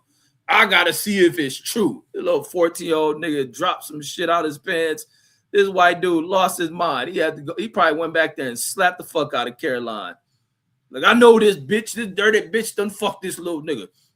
Nigga lost his mind. And then I don't think he stayed with the little funky bitch, little dust bag whore. And then Mark Summers says, you're very emotional. Man, you don't see no tears dropping off my face, dummy. Says you ain't no revolutionary. Says you a fool. Yeah, I'm a damn fool. Yeah, I'm an active fool. You ever bring your ass to Vegas? And then Philip A says, if I'm not mistaken, says liquor stores was a trade type station, says back in the early 1800s. Says, I believe I could be wrong. No, I don't want to go that far. I'm talking about the modern liquor store you see inside the communities. Like because then when you look at it, as how you viewed, as you begin to see some of the despair that created inside of white society, because when you look at it as far as how America's designed, your America allowing white folks, they call settlers and all this shit come here. So they had liquor and shit. They produced liquor. People go to the bar, have their liquors, but it was something that also caused America to outlaw liquor. It is because of the behavior of white folks and what this narcotic drink caused in the behavior and conducts of these motherfuckers, and as well as what it did to the productivity of these folks and their actions, that they outlaw that shit. Because you had a long period where you get prohibition, that a lot of people forget about this shit. And this is what comes back into what real bootleggers, unlike using the term for that dude in that town selling liquor on Sundays because you can't buy it nowhere in the county, him not being a real bootlegger, but what is really classified as what bootlegger. That's where I think NASCAR come from. And now they get a sport out of that shit. NASCAR, I think, is birthed out of the bootlegging era of prohibition and shit. This is why I don't watch that punk ass shit. And then Philip A says, I read that one. Midtown says Matthew says, bro, says it makes no sense.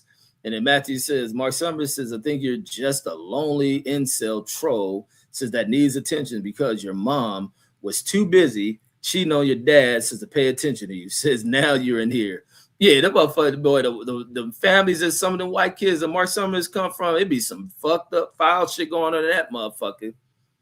Mother be fucking a whore. Motherfucker know she a whore. And dad gotta play motherfucking, throw a little party at the house. There's other thing outlawing the drinking and shit. They throw parties at their house. They mother on her knees in the bathroom with motherfucking invited guests and shit.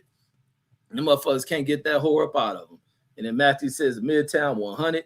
And then Mark says Krishan is gross. Says y'all love drugged out chicks. Man, have you seen Britney Spears, dummy? Have you seen Courtney Cox, The fuck you talking about? Black people love drag. Have you seen the women that y'all have? You see all these little Hollywood motherfucking celebrity broads y'all look up to that are fucking dope fiends? The chicks in y'all communities? Like, fool, I know there's all type of rehabs in the neighborhood you come from. The fuck you talking about? And then Matthew says she reminds me of your mama, says Mark Summers. And then Philip says you tripping. Says Krishan, fine as fuck. Mark said, what the fuck wrong with you? Yeah, because he don't know what a pretty chicks is. He don't know the difference between a chick being pretty and a bitch just being crazy. The two can exist. That's all Krishan is. She a pretty chick who is lost because she fucking crazy as fuck. Undiagnosed mental health issues that are probably passed down through genetic traits. And the Velocity Cuss says them small ass hick towns says where Mexican Bartels says behind the work at allegedly. Yeah, and then the one of those small hick town motherfuckers with the more long, powerful greyhound. No, what's some little dogs they use, bloodhound ass noses, sniff out the dope and shit. Sniff out the dose. Philip A says, facts, she crazy as fuck. Yeah, she's a pretty crazy ass chick. And the Midtown says, all good, Reg, understood. Andrew Charles says, I went to Birmingham once, says, didn't see a single white person. Where's that? Oh, Birmingham, Alabama. And the reason why you don't see a single white person is because post-slave, post-Civil War, post, what's that shit called? Jim Crow. And then there's such a high black population because of what was conducted in there in the 1800s. You have a large pool of black folks in there. But based on the structuring of the government system, allowing whites back into control in state politics, whites begin to pull resource funding and then now change the dynamics to make blacks struggle along with whites who blacks outwork. And then the Black Cuss says Mark pops up like a gopher. Says every time you speak on race because it's something for him to learn. And I'm glad he stays in here to learn this shit because I say all type of shit that's so torturous to his mind. And then Mark Summers says only girls you get says a missing teeth. Hey, if she missing teeth, she means she can suck a mean one then. And then Mark Summers says meaning your granny. And then Mark Summers says, no one wants a dirty, broke dude. Like, who told you that? That's how dumb you are, Mark. Like, that means you lead with your wallet, you're a trick, and you still don't get pussy. You lead, and you probably one of these niggas that take bitches on dates every night. You probably been on 100,000 dates and have never fucked one bra in your life. These bitches eat good. These bitches nutritionists as a motherfucker. These bitches come to you malnutritious. Malnourished. I said malnutrition. These bitches come around Mark Summers malnourished in a motherfucker. That motherfucker feed these bitches into the ultimate health and never get laid. Never get laid. Black motherfuckers been fucking bitches like your mama as slaves. That lets you know what time it is, homie. And let you know what time these white dudes is on. And why they feared over Carol motherfucking whatever her name was being banged whole by one of these black dudes because those Bryant people probably dealt with. That's probably why Bryant mama been married so many times because mama was probably getting banged down by a black dude in this motherfucking town. So what you talking about needing money? You fuck Jeff Bezos, regular motherfucking fuck Jeff Bezos bitch.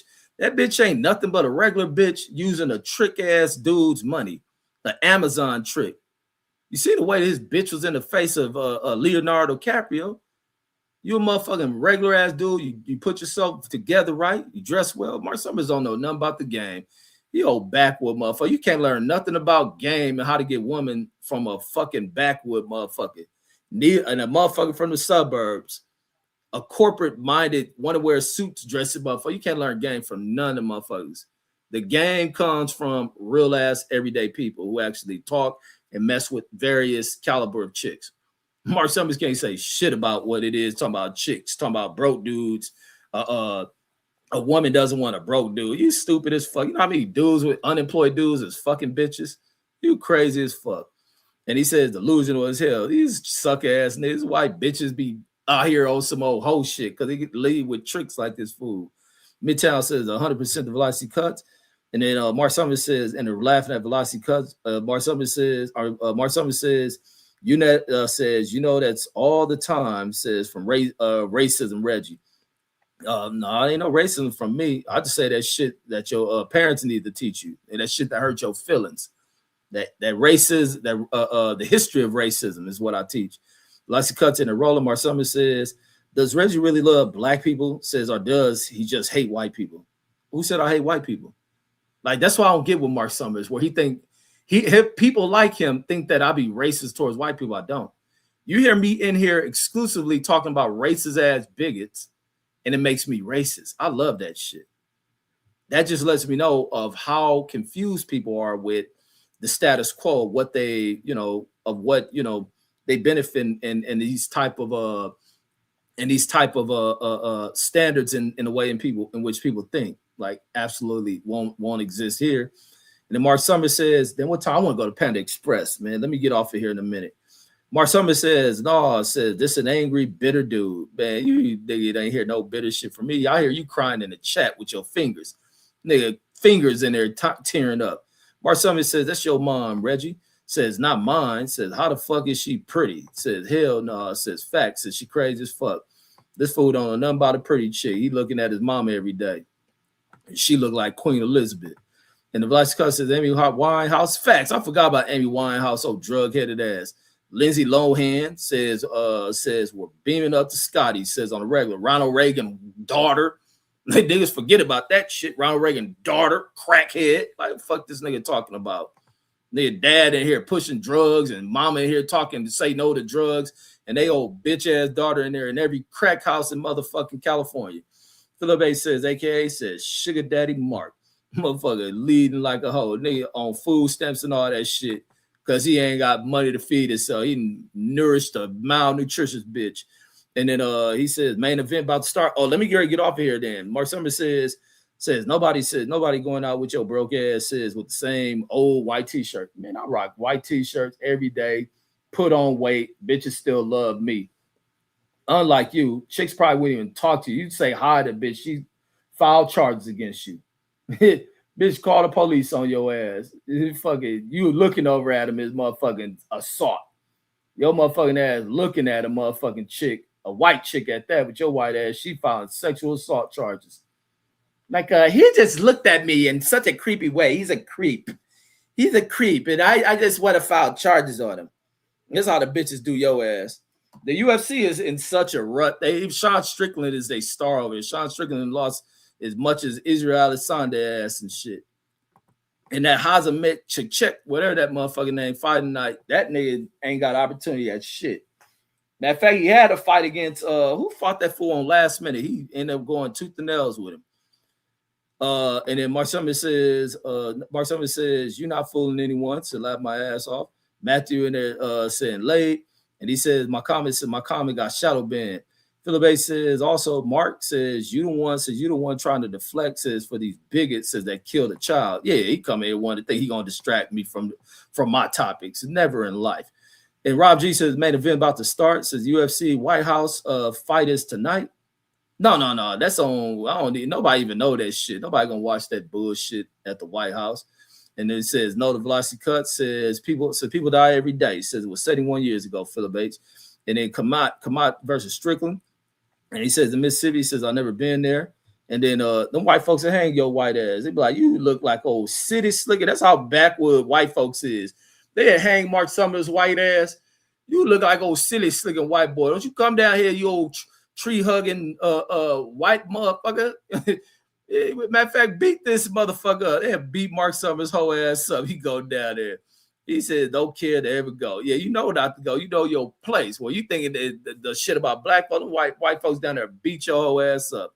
But folks, that's all I got. I'm going to catch you on the next one. If this fight is good, I'll do a post fight on this shit. I'm out of here. Panda Express is calling your boy. I'm out. Peace.